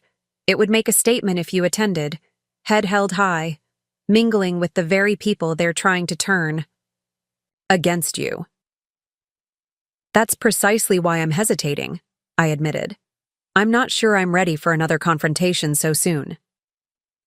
It won't be a confrontation, Theo assured me. It will be a room full of Seattle's wealthiest and most influential citizens, many of whom are wondering whether to believe Walter's insinuations. Your presence alone would undermine their whisper campaign. He had a point. Hiding away would only feed the narrative that I had something to be ashamed of. Appearing confidently in the Mitchells' social circle would send the opposite message. "I'll be there," I decided. "What's the dress code?" "Black tie," Theo replied, sounding pleased. "And Jessica?" "Wear something unforgettable." The week leading up to the gala passed in a blur of meetings, legal consultations, and preparations. The Mitchells had gone eerily quiet after the business journal article, no more TV appearances, no further press statements. Linda assured me this didn't mean they had given up. They were simply regrouping, planning their next attack. I used the respite to solidify my professional relationships and strengthen my legal position. I met with each of my major clients, providing detailed investment updates and subtly reminding them of my track record. I compiled additional documentation for Linda, building our case against the fraud allegations. And in my rare free moments, I continued settling into my new life in the Capitol Hill condo, gradually making it feel like home. The night of the gala arrived with a sense of anticipation. I had taken Theo's advice to heart, selecting a gown that would make a statement, a deep emerald silk that flowed like water, with a daring cut that was sophisticated rather than revealing. I paired it with the diamond earrings I'd bought myself. After my first major investment success, a reminder of what I had built on my own. Marcus had offered to accompany me, but I'd declined. This was a battle I needed to fight alone. The Aston Martin turned heads as I pulled up to the Four Seasons, where the gala was being held. I handed the keys to the valet and took a moment to center myself before walking into the Lion's Den. The ballroom was transformed into an elegant wonderland, with crystal chandeliers casting a warm glow over the wealth and power of Seattle's elite. A string quartet played softly in one corner, while uniformed staff circulated with champagne and hors d'oeuvres. I spotted Theo immediately, holding court near the bar, and made my way toward him. "Jessica," he greeted me with genuine warmth. "You look magnificent." "Thank you for inviting me," I replied, accepting the glass of champagne he offered. "It's quite the gathering." "Indeed. Half the room is talking about the hospital's new pediatric wing, and the other half is talking, about you." I raised an eyebrow. Should I be flattered or concerned? Flattered, definitely. You're the most interesting thing to happen to this stuffy crowd in years. He gestured subtly toward a cluster of people across the room. The Mitchells arrived, about 20 minutes ago. Patricia nearly swallowed her tongue when she saw your name on the guest list. I followed his gaze to where Patricia stood, resplendent in a designer gown that probably cost more than a year's rent. Walter at her side. Ryan hovering nearby with a young woman I assumed was Amber, the girlfriend he'd been seeing behind my back. They were engaged in conversation with the hospital's chief of surgery, though Patricia's eyes kept darting around the room, looking for me, no doubt. "I should circulate," I said to Theo. "Make the most of this opportunity." "That's my girl. I'll be here if you need reinforcements." I moved through the crowd with deliberate confidence, stopping to chat with faces I recognized from the tech mixer, accepting introductions to people I didn't know. Each conversation was an opportunity to present myself as the successful, composed professional I was, rather than the scorned, unstable woman the Mitchells wanted to portray. I was deep in conversation with the CEO of a biotech firm when I felt it, that prickling sensation of being watched intently. I turned slightly to find Ryan staring at me from across the room, his expression unreadable. Our eyes met for a brief moment before he looked away, bending to whisper something to Amber. "Excuse me," I said to the CEO. "I just spotted someone I need to speak with. It was lovely meeting you." I made my way to the bar, needing a moment to collect myself. The brief eye contact with Ryan had affected me more than I wanted to admit. Not because I missed him or wanted him back, but because of the complexity of emotions it had stirred. Anger, disappointment, and beneath it all, a lingering sadness for what might have been if he had been the man I thought I married. Jessica. Harmon, a smooth voice said beside me. What an unexpected pleasure. I turned to find Walter Mitchell standing there, a tumbler of scotch in his hand, his expression carefully neutral. Walter, I acknowledged, though I'm not sure why it's unexpected. Theo Baldwin is a valued client of mine. And a man who enjoys stirring the pot, Walter replied dryly. I assume he specifically invited you knowing Patricia is on the hospital. Bored. I smiled. Theo has always appreciated a certain dramatic flair. How are you, Walter? I saw your segment on Kiro last week. Very passionate about ethics in the investment community. A flicker of something, wariness perhaps, crossed his face. Simply expressing concerns that many share. Many? Or just you and Patricia? Walter sighed, suddenly looking every one of his 60-plus years. This situation has become unnecessarily adversarial, Jessica. No one benefits from a protracted legal battle, least of all Ryan. I agree completely, I said, keeping my voice level. Which is why I'm puzzled by your family's decision to accuse me of fraud, an attempt to damage my professional reputation. Business and personal matters should remain separate, he said, avoiding the direct accusation. We merely want to ensure that all parties are treated fairly in the divorce proceedings. Fairness, I repeated. Is it fair to claim I coerced Ryan into signing a prenup that Patricia practically dictated? Is it fair to imply I used family connections to build my investment portfolio when my success long predated my relationship with your son? Walter took a sip of his scotch, buying time. Perspectives differ on these matters. Indeed they do. Just as perspectives might differ on certain tax avoidance strategies employed by Mitchell Investments over the years, particularly those involving offshore entities in the Cayman Islands. Walter's glass paused halfway to his lips. I'm not sure what you're implying. I'm not implying anything, Walter. That would be unethical. I smiled sweetly. I'm simply observing that glass houses and stones rarely mix well. Before he could respond, Patricia materialized at his side, her social smile firmly in place, though her eyes were cold as she took me in.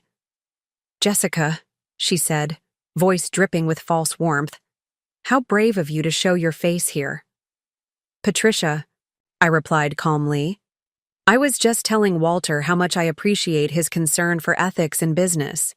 You must be very proud of his principled stand. Patricia's smile tightened almost imperceptibly. Walter has always been a man of integrity, something you might learn from. Oh, I've learned a great deal from both of you over the years, I assured her. Lessons I'll never forget. Something in my tone must have warned her, because her expression shifted from condescension to wariness. What exactly does that mean? I took a sip of my champagne. It means I've been paying attention to everything. Walter placed a restraining hand on Patricia's arm. This isn't the place for this discussion. I couldn't agree more, I said. This is a charity event for sick children. We should all focus on what matters. I raised my glass slightly. Enjoy your evening. As I turned to leave, Patricia couldn't resist one parting shot. Running away, Jessica? You always did know when you were outmatched. I paused, then turned back to face her. Actually, Patricia, I've simply learned to choose my battles wisely. And right now, my priority is building my future, not fighting. Over a past that wasn't what I thought it was. I walked away before she could respond, heart pounding but steps steady. Confronting the Mitchells directly had been a calculated risk, but the flash of uncertainty in Walter's eyes told me it had paid off. They now knew I was not without resources of my own, not without leverage. The rest of the evening passed in, a blur of introductions and conversations. I didn't speak to Ryan, though I caught him watching me several times. Once, I saw him arguing quietly with Patricia, his gestures agitated. her expression stern. I wondered what that was about, but didn't dwell on it. The Ryan Mitchell chapter of my life was closing, one page at a time. As the gala wound down, Theo found me near the dessert table, a satisfied glint in his eye. "I saw you speaking with the elder Mitchells earlier," he said. Judging by Patricia's expression afterward, it was a productive exchange. I smiled. Let's just say I made my position clear. Good for you. And I've been singing your praises to anyone who would listen all evening, reminding people of your investment track record, your professional acumen, doing my part to counteract whatever rumors the Mitchells have been spreading. Thank you. Theo, I appreciate the support more than I can say. He waved away my gratitude. Self-interest, remember? I want to make sure my favorite investment advisor isn't distracted by frivolous attacks on her reputation. He patted my arm affectionately. Now, I believe I saw Ryan heading toward the terrace a moment ago. He looked like a man with something on his mind. I glanced toward the glass doors leading to the outdoor terrace. I have nothing to say to Ryan. Perhaps not, Theo agreed. But he might have something to say to you. Something worth hearing. I hesitated, torn between curiosity and self-preservation. What makes you think that? Theo's eyes twinkled. Call it an old man's intuition. Besides, you've faced down Patricia and Walter tonight. Ryan should be easy by comparison. Against my better judgment, I found myself moving toward the terrace. Doors.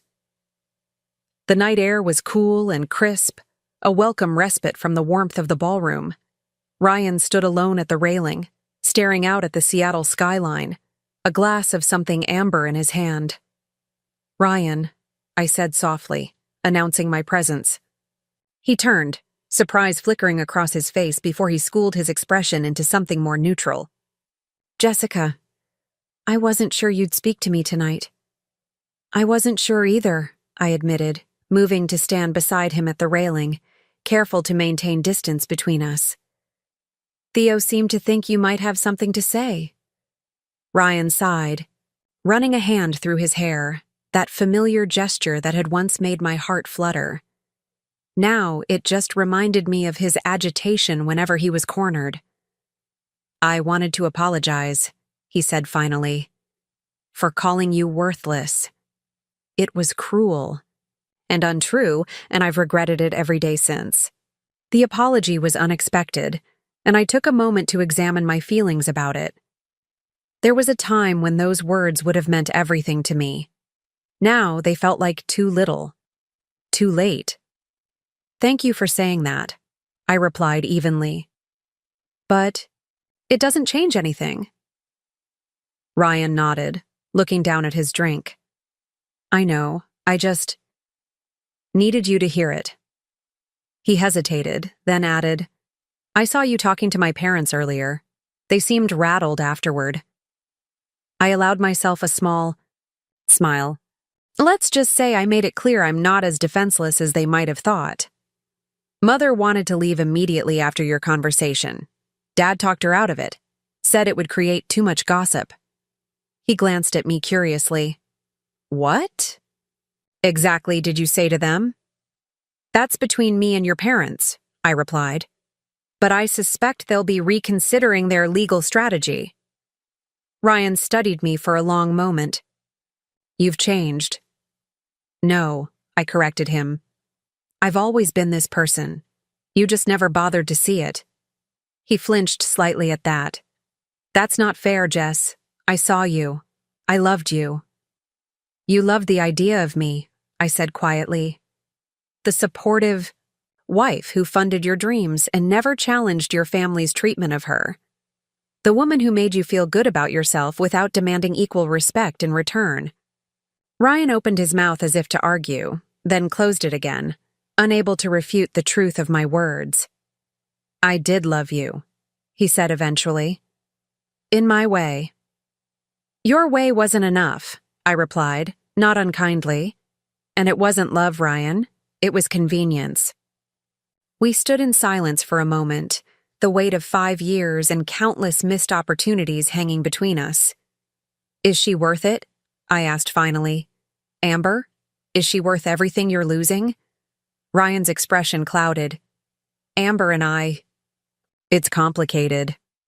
I laughed softly. It always is, isn't it? But let me guess. She's younger, she admires you unconditionally, she makes you feel important. Until the day comes when she expects more, when she starts to see the real you. Then what? He stared at me, a flicker of realization in his eyes. You really have changed. The Jessica I knew would never be this. Brutal. The Jessica you knew was trying desperately to make a marriage work with a man who couldn't even stand up to his mother for her, I said. She's gone, Ryan, and she's not coming back. I turned to leave, feeling strangely light, as if a weight had been lifted. Ryan's voice stopped me. What about the car? He asked, an edge of bitterness creeping into his tone. Was that just to hurt me? I looked back at him, remembering the expression on his face when he saw me driving away in his dream car. No, Ryan. It wasn't about hurting you. It was about reminding myself what I'm worth.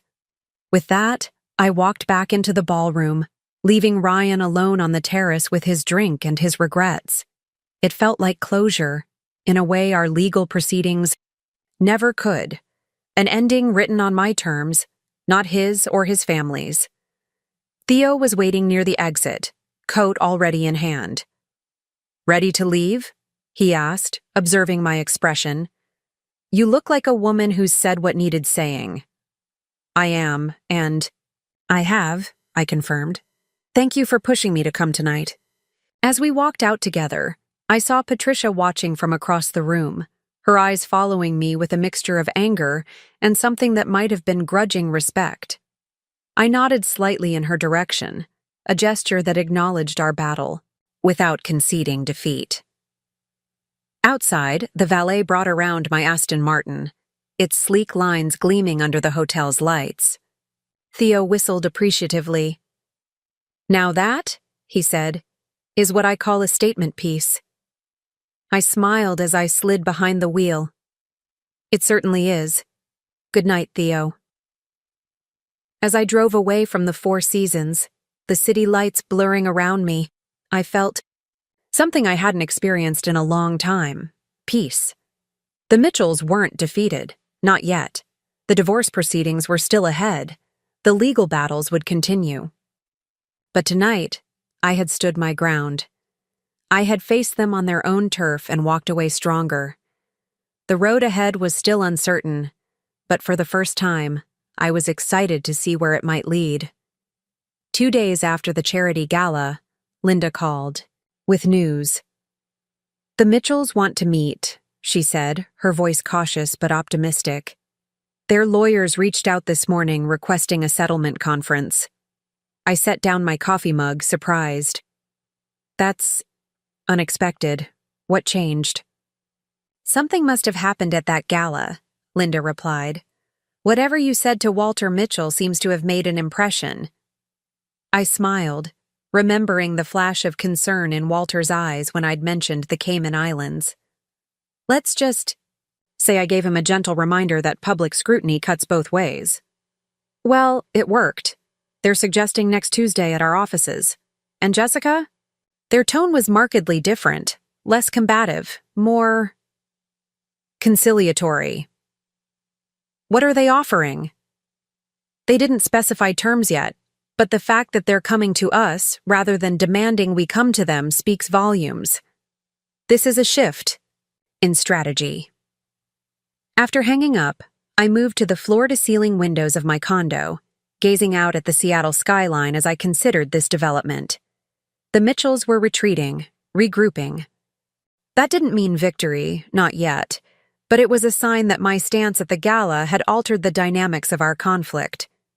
My phone chimed with a text from Marcus. Coffee today? I want to hear about the gala.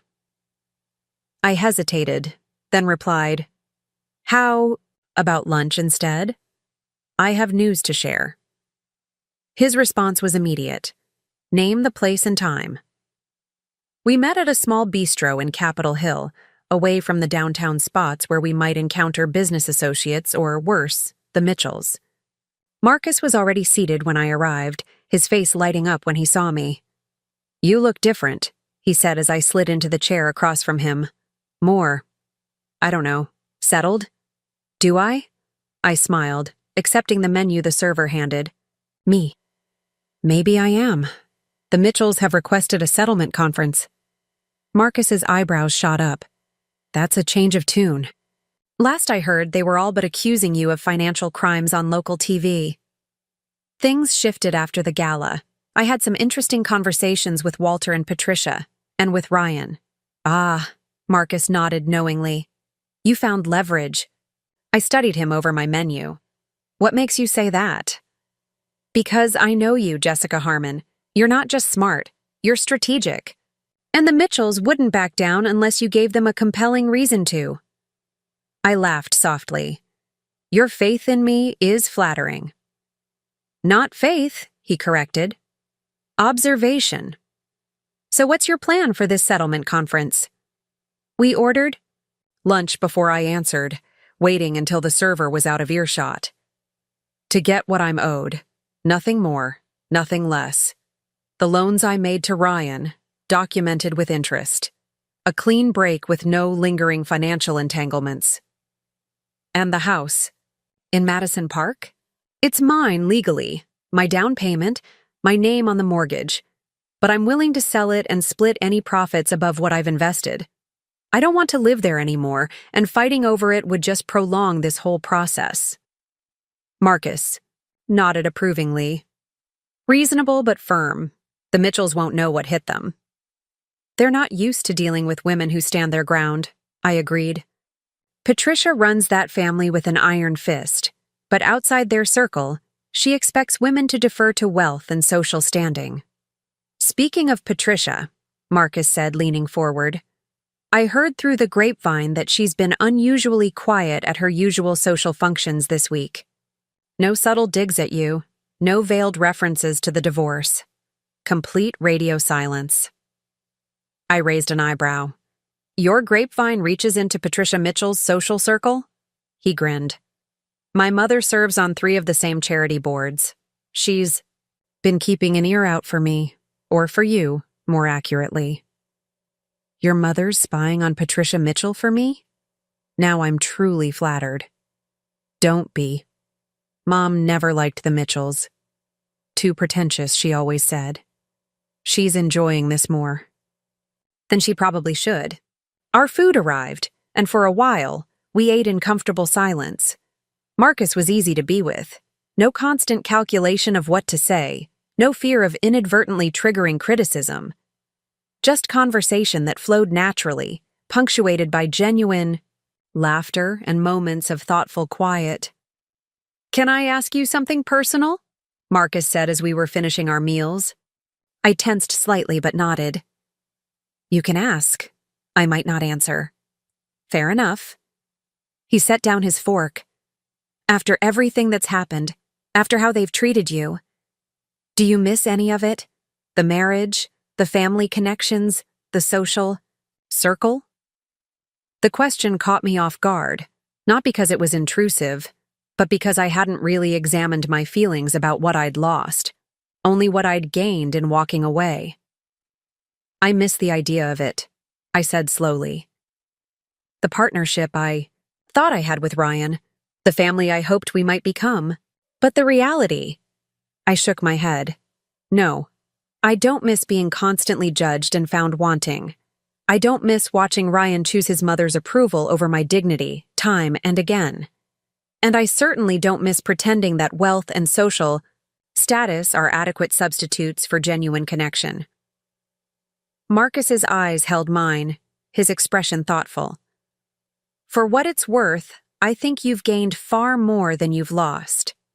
"So do I agreed softly. "Though there are moments when I wonder what might have been if Ryan had been the man I thought he was when we married." "He didn't deserve you," Marcus said, with such quiet certainty that I felt a flush of warmth spread through me. "Thank you for saying that. It's not flattery, Jess. It's just the truth. After lunch, Marcus walked me to my car, his hand resting lightly at the small of my back. It was a gentlemanly gesture, nothing more, but the brief contact sent a spark of awareness through me that I hadn't felt in a long time. Thanks for lunch, I said, fishing my keys from my purse. And for listening. Anytime, he replied. I mean that. Day or night, whatever you need. He hesitated, then added, not just during the divorce. After too, if you want. I looked up at him, recognizing the careful invitation in his words. Marcus. No pressure, he said quickly. I know your life is complicated right now. I just wanted you to know that when things settle down, when you're ready, I'd like to take you to dinner. A real dinner, not as friends. I felt a flutter of something. Anticipation, possibility, hope. I'd like that, I admitted. But you're right. Not yet. I need to finish this chapter before I can start a new one. He nodded, understanding in his eyes. I'm a patient man, Jess. I'll be here when you're ready. As I drove away, I found myself smiling. Not because of Marcus's interest, flattering though it was, but because for the first time in years, I was making decisions based solely on what I wanted, what I needed. Not what would please Ryan or appease Patricia or maintain social appearances. Just what was right for me. It was a heady feeling, this freedom, one I intended to protect at all costs. The day of the settlement conference arrived with a sense of anticipation. I dressed carefully, a tailored charcoal suit that was professional, without being flashy, subtle makeup, hair pulled back in a sleek ponytail. The impression I wanted to convey was calm competence, not combative aggression. Linda met me in the lobby of her law firm's gleaming downtown offices. Ready for this? She asked, leading me toward the conference room. More than ready, I assured her. Let's see what they're offering. The Mitchell contingent was already seated when we entered, Walter and Ryan on one side of the long table, their attorney, James Blackwell of Lancaster and Associates, on the other. Patricia was notably absent, a fact that raised my eyebrows. She never missed an opportunity to control a situation. Good morning, Linda said briskly as we took our seats. Thank you for suggesting this meeting. I understand you have a settlement proposal to discuss? Blackwell, a silver-haired man with a reputation for ruthless efficiency, nodded.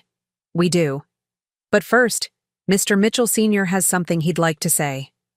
Walter cleared his throat, looking uncomfortable. Jessica, I want to apologize for the way this situation has escalated. It was never our intention to damage your professional reputation or cause you personal distress. I kept my expression neutral, though inside I was shocked. Walter Mitchell didn't apologize to anyone, ever. I appreciate that, Walter, though I must say your television appearance suggested otherwise. He had the grace to look embarrassed. A regrettable miscalculation. I should have considered the broader implications more carefully. Translation. He hadn't expected me to have dirt on his business dealings that could embarrass him equally, or more. Water under the bridge, I said magnanimously. I'm here to move forward, not dwell on past grievances. Linda opened her portfolio. So, the settlement terms? Blackwell slid a document across the table. We're prepared to acknowledge the loans made to Mr. Ryan Mitchell during the marriage, with interest calculated at the prime rate. The total comes to approximately $485,000. Linda and I exchanged a glance. The amount was accurate. They weren't trying to lowball us there. Additionally, Blackwell continued, we propose that the Madison Park house be sold, with proceeds divided proportionally according to investment. Given Ms. Harmon's significant contribution to the down payment and mortgage, this would entitle her to approximately 70% of any profits after the sale. Again, a fair proposal. I remained silent, waiting for the catch. In exchange, Blackwell said, his tone shifting slightly. We ask for 2 considerations. First, that all parties sign a mutual non-disparagement agreement covering both personal and professional matters. Second, that Ms. Harmon return the Aston Martin Vantage to Mr. Mitchell. And there it was. The car, of course. I turned to Ryan, who had been silent thus far. The car is that important to you? He met my gaze for the first time since I'd entered the room. It's not about the car, Jess. It's about what it represents. And what's that? You know what it is, he said quietly. It's the ultimate power move. You took the one thing I've wanted for years, not because you wanted it for yourself, but to prove a point. I considered his words, surprised by his insight. You're not entirely wrong, I admitted. But you're not entirely right either. I didn't buy the car to hurt you, Ryan. I bought it to remind myself that I could. That I had the means and the right to choose what I wanted without considering your feelings first. After years of putting your wants ahead of mine, it was liberating. Walter shifted uncomfortably in his seat. This candid exchange clearly wasn't part of their planned strategy. Be that as it may, Blackwell interjected smoothly, the vehicle is a significant asset, and Mr. Mitchell is willing to pay market value for it as part of the settlement. I looked at Linda, who gave a small nod. This was a negotiation tactic. We'd anticipated. The car was legally mine, purchased with my money, registered in my name. They had no claim to it. But it was also a bargaining chip I could use to secure other concessions. I'm willing to consider it, I said carefully. But I'd need something in return beyond what's already on the table. Blackwell's eyebrows rose. Such as? The fraud allegations, I said, my voice hardening slightly. They need to be formally withdrawn, with a written statement acknowledging they were made without basis. Not just dropped, retracted. Walter and Ryan exchanged glances. That's a significant ask, Blackwell hedged. From a legal perspective. It's the minimum I should expect after your clients attempted to destroy my professional reputation. I cut in. The loans in the house are just math. My career is my future. Linda backed me up seamlessly. We have documented evidence that these allegations were made in bad faith. We're prepared to vigorously contest them in court if necessary, with all the public scrutiny that would entail. The implied threat wasn't subtle. A court battle would mean exposing the Mitchell family finances to examination, something Walter clearly wanted to avoid. Walter leaned over to whisper something to Blackwell, who frowned but nodded. We can agree to formally withdraw the allegations, Blackwell said finally, with the understanding that the retraction will be mutually drafted to minimize any embarrassment to either party. Agreed, Linda said before I could respond. Now, about the timing of these transactions, the loan repayment. One more thing, I interrupted. Where's Patricia? Ryan stiffened. Walter's expression remained carefully neutral. My wife had a prior engagement, he said smoothly. A prior engagement more important than her son's divorce settlement? I pressed. That doesn't sound like Patricia. My mother's schedule is not relevant to these proceedings, Ryan said, an edge of annoyance in his voice. I studied them, both, noting the tension in their postures, the careful way they avoided elaborating. She doesn't know about this meeting, does she? I guessed. You're negotiating behind her back. Walter's jaw tightened, confirming my suspicion. Patricia has strong feelings about this situation? We felt it would be more productive to reach an initial agreement without additional input. I almost laughed at the diplomatic phrasing. Patricia would be furious if she knew they were here, offering concessions, apologizing. It explained the reasonable terms, the absence of the scorched earth tactics Lancaster and Associates was known for. I see, I said, deciding not to push further. Let them handle Patricia. That wasn't my problem anymore. Let's continue then. The rest of the meeting proceeded with surprising efficiency. We hammered out a timeline for the loan repayment, agreed on the process for selling the Madison Park house, and drafted language for the fraud allegation retraction. The car would be returned to Ryan upon completion of all other settlement terms, ensuring the Mitchells fulfilled their obligations. First, 2 hours later, we had a preliminary agreement that met all my key requirements. Not a complete victory, perhaps, but a resolution that would let me move forward without the cloud of a protracted legal battle. As we prepared to leave, Ryan asked, "For a moment alone with me." Linda gave me a questioning look, but I nodded my assent.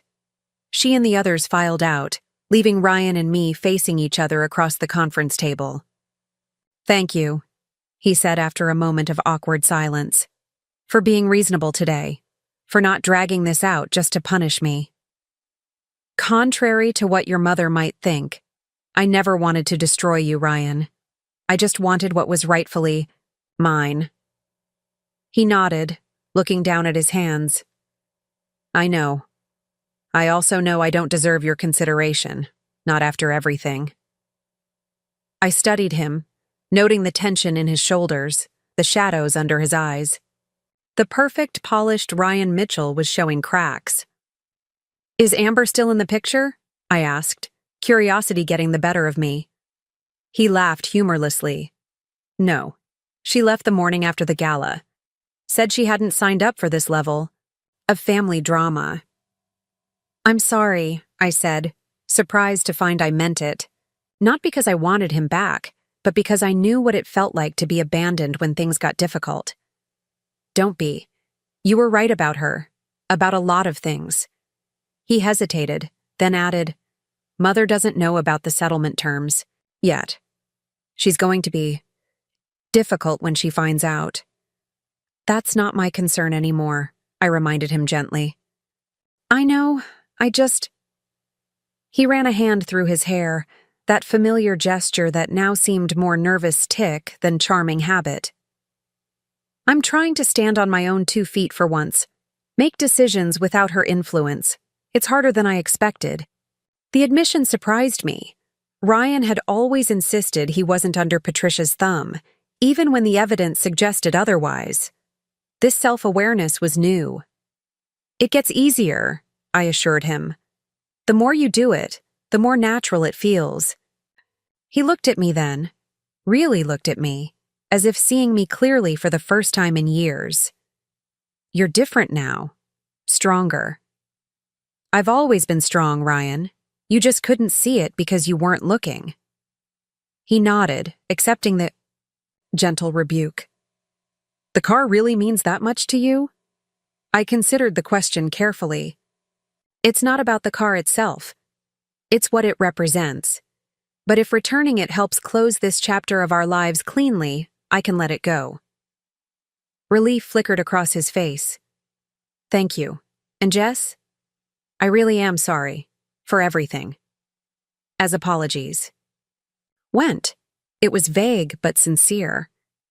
I accepted it with a nod, knowing better than to expect a detailed acknowledgement of every way he had failed me. This was as close to closure as we were likely to get. Outside the law firm's offices, Linda was waiting by the elevator. "That went better than expected," she said as we rode down to the lobby. "They caved on almost every point. Whatever leverage you have over Walter Mitchell, it must be significant." I smiled. "Let's just say I did my homework. But you're right. They were surprisingly reasonable. I suspect they want this resolved before Patricia discovers they've been negotiating." Linda laughed. "Smart money says she finds out before the final paperwork is signed. Be prepared for one last offensive." "I'm always prepared," I assured her. "But honestly, I think Walter and Ryan are tired of fighting. Patricia may be the only one still out for blood." As if summoned by our conversation, my phone rang with an unknown number. I answered cautiously. "Jessica Harmon?" A woman's voice, unfamiliar. Speaking.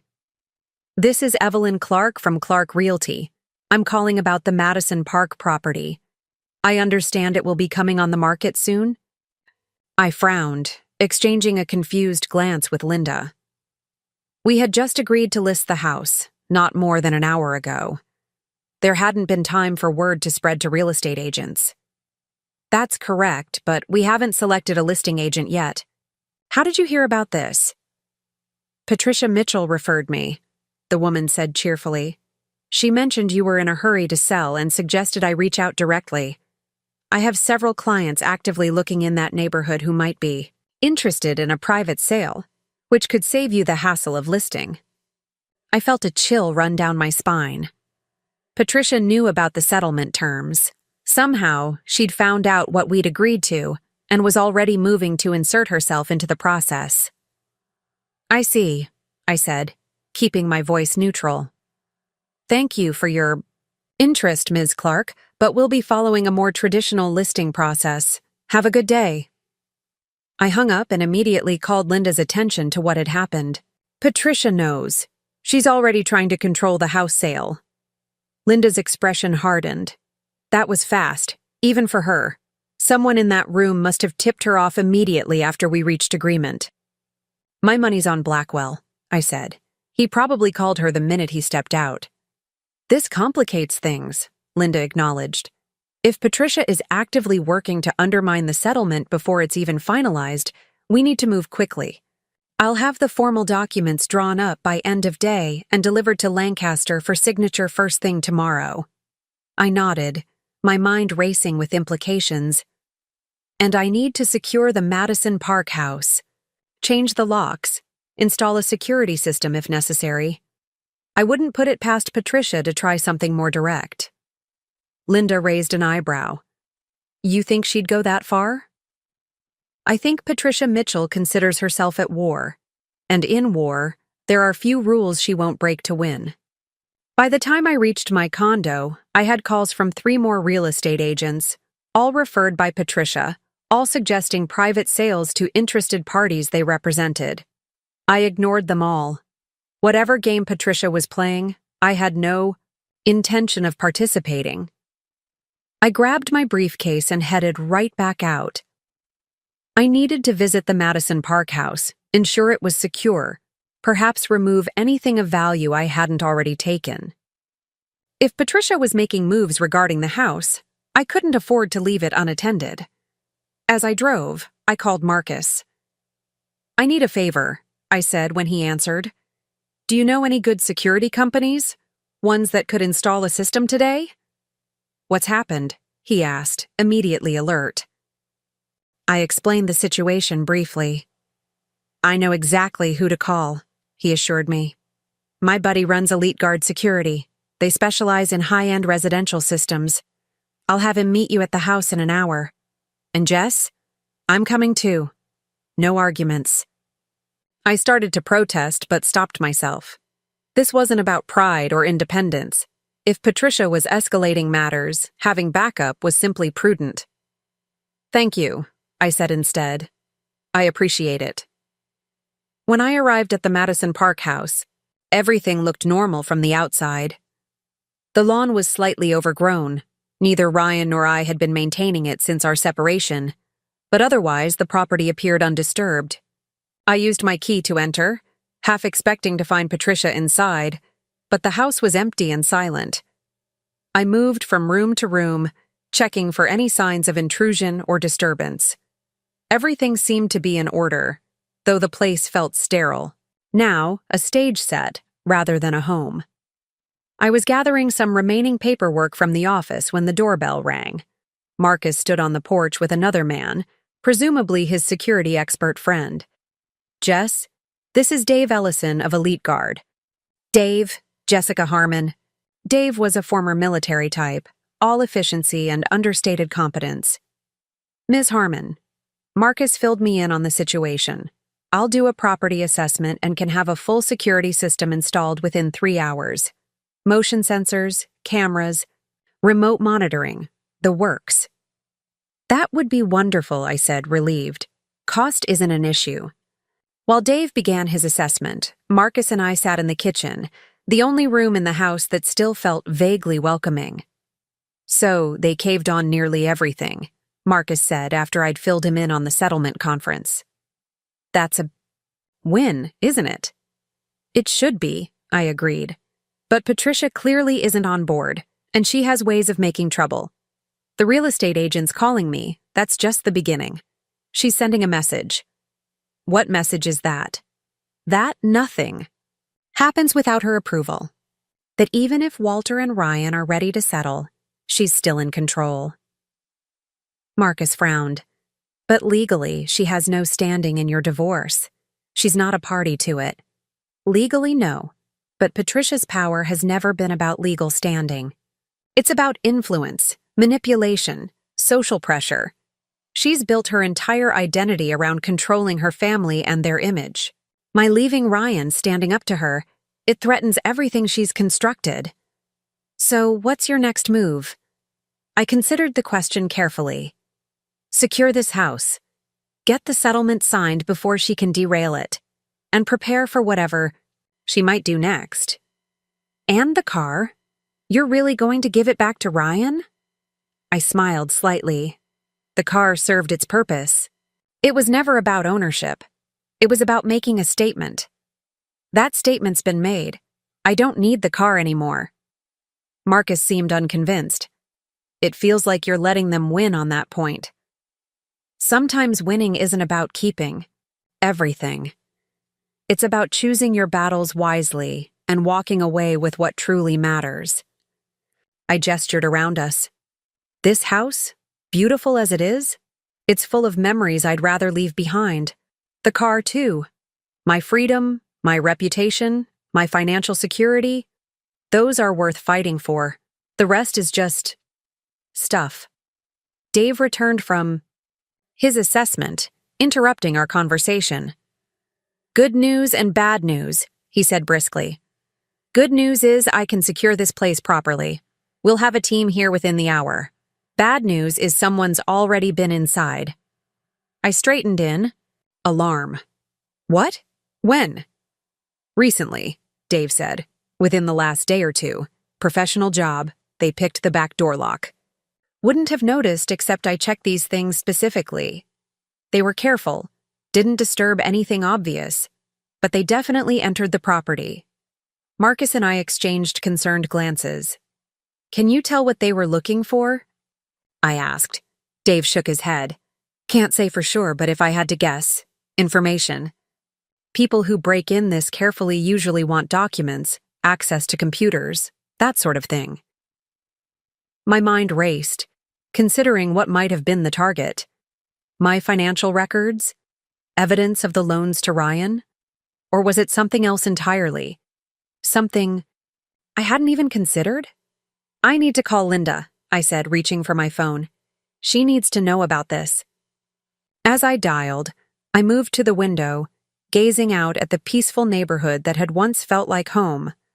Whatever game Patricia was playing, whatever her end game might be, one thing was clear. This wasn't over yet. Not by a long shot. By noon, Walter and Ryan had signed the settlement agreement, accepting all my terms, including the clause about the break-in. Patricia was notably absent from the signing, and despite the settlement, she was proceeding with her press conference, a clear sign she wasn't done fighting. I decided to attend, not to confront her, but simply to be present. My existence alone would challenge her carefully constructed narrative. Marcus met me outside Mitchell Investments headquarters. We positioned ourselves where Patricia would see me but couldn't easily have me removed without creating a scene. When she took the podium to announce her ethics and finance initiative, her practiced smile faltered momentarily upon spotting me in the crowd.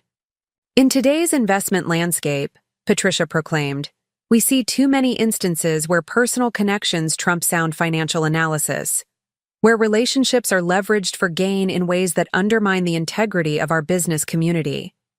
The irony was perfect. Patricia positioning herself as an ethics champion, while her family had just signed documents retracting similar accusations against me. When she paused, I raised my hand politely. Unable to ignore me without seeming rude, Patricia acknowledged me. I apologize for the interruption, I said clearly, but as someone deeply committed to ethical investment practices, I wanted to express my support for such an important initiative. I believe ethical transparency should extend to all business practices, don't you? Including family investment structures and tax strategies. The color drained from Patricia's face as I continued. I'm pleased to see the Mitchell family taking such a public stance on ethics, especially given the settlement.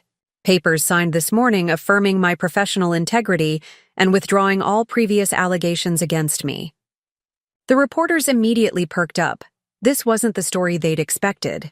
Question after question focused on the settlement and retracted allegations. Patricia's carefully crafted image crumbled with each evasion until Walter finally ended the press conference abruptly. That afternoon, I returned the Aston Martin to the dealership. It had served its purpose, and I was ready for something that represented my future, not my past. 3 months later, standing in my Capitol Hill condo watching the sunset, I reflected on how much had changed. The Madison Park house had sold, the divorce was final, and I'd used part of my settlement to establish a scholarship for young women in finance. Walter had retired from Mitchell Investments. Ryan had emailed once, thanking me for how I'd handled everything and wishing me well. And Patricia had retreated from the public eye, her carefully constructed social image severely damaged. As I prepared for a dinner date with Marcus, I caught my reflection in the mirror. There was a confidence in my eyes that hadn't been there before, a certainty about who I was and what I deserved. Worthless, I murmured, remembering Ryan's cruel words that had changed everything. How wrong he had been. How wrong I had been to let anyone else define my value for so long. I had lost a husband but found myself. I had walked away from wealth and status but gained true independence. I had been called worthless and discovered I was priceless. Up next, you've got 2 more standout stories right on your screen. If this one hit the mark, you won't want to pass these up.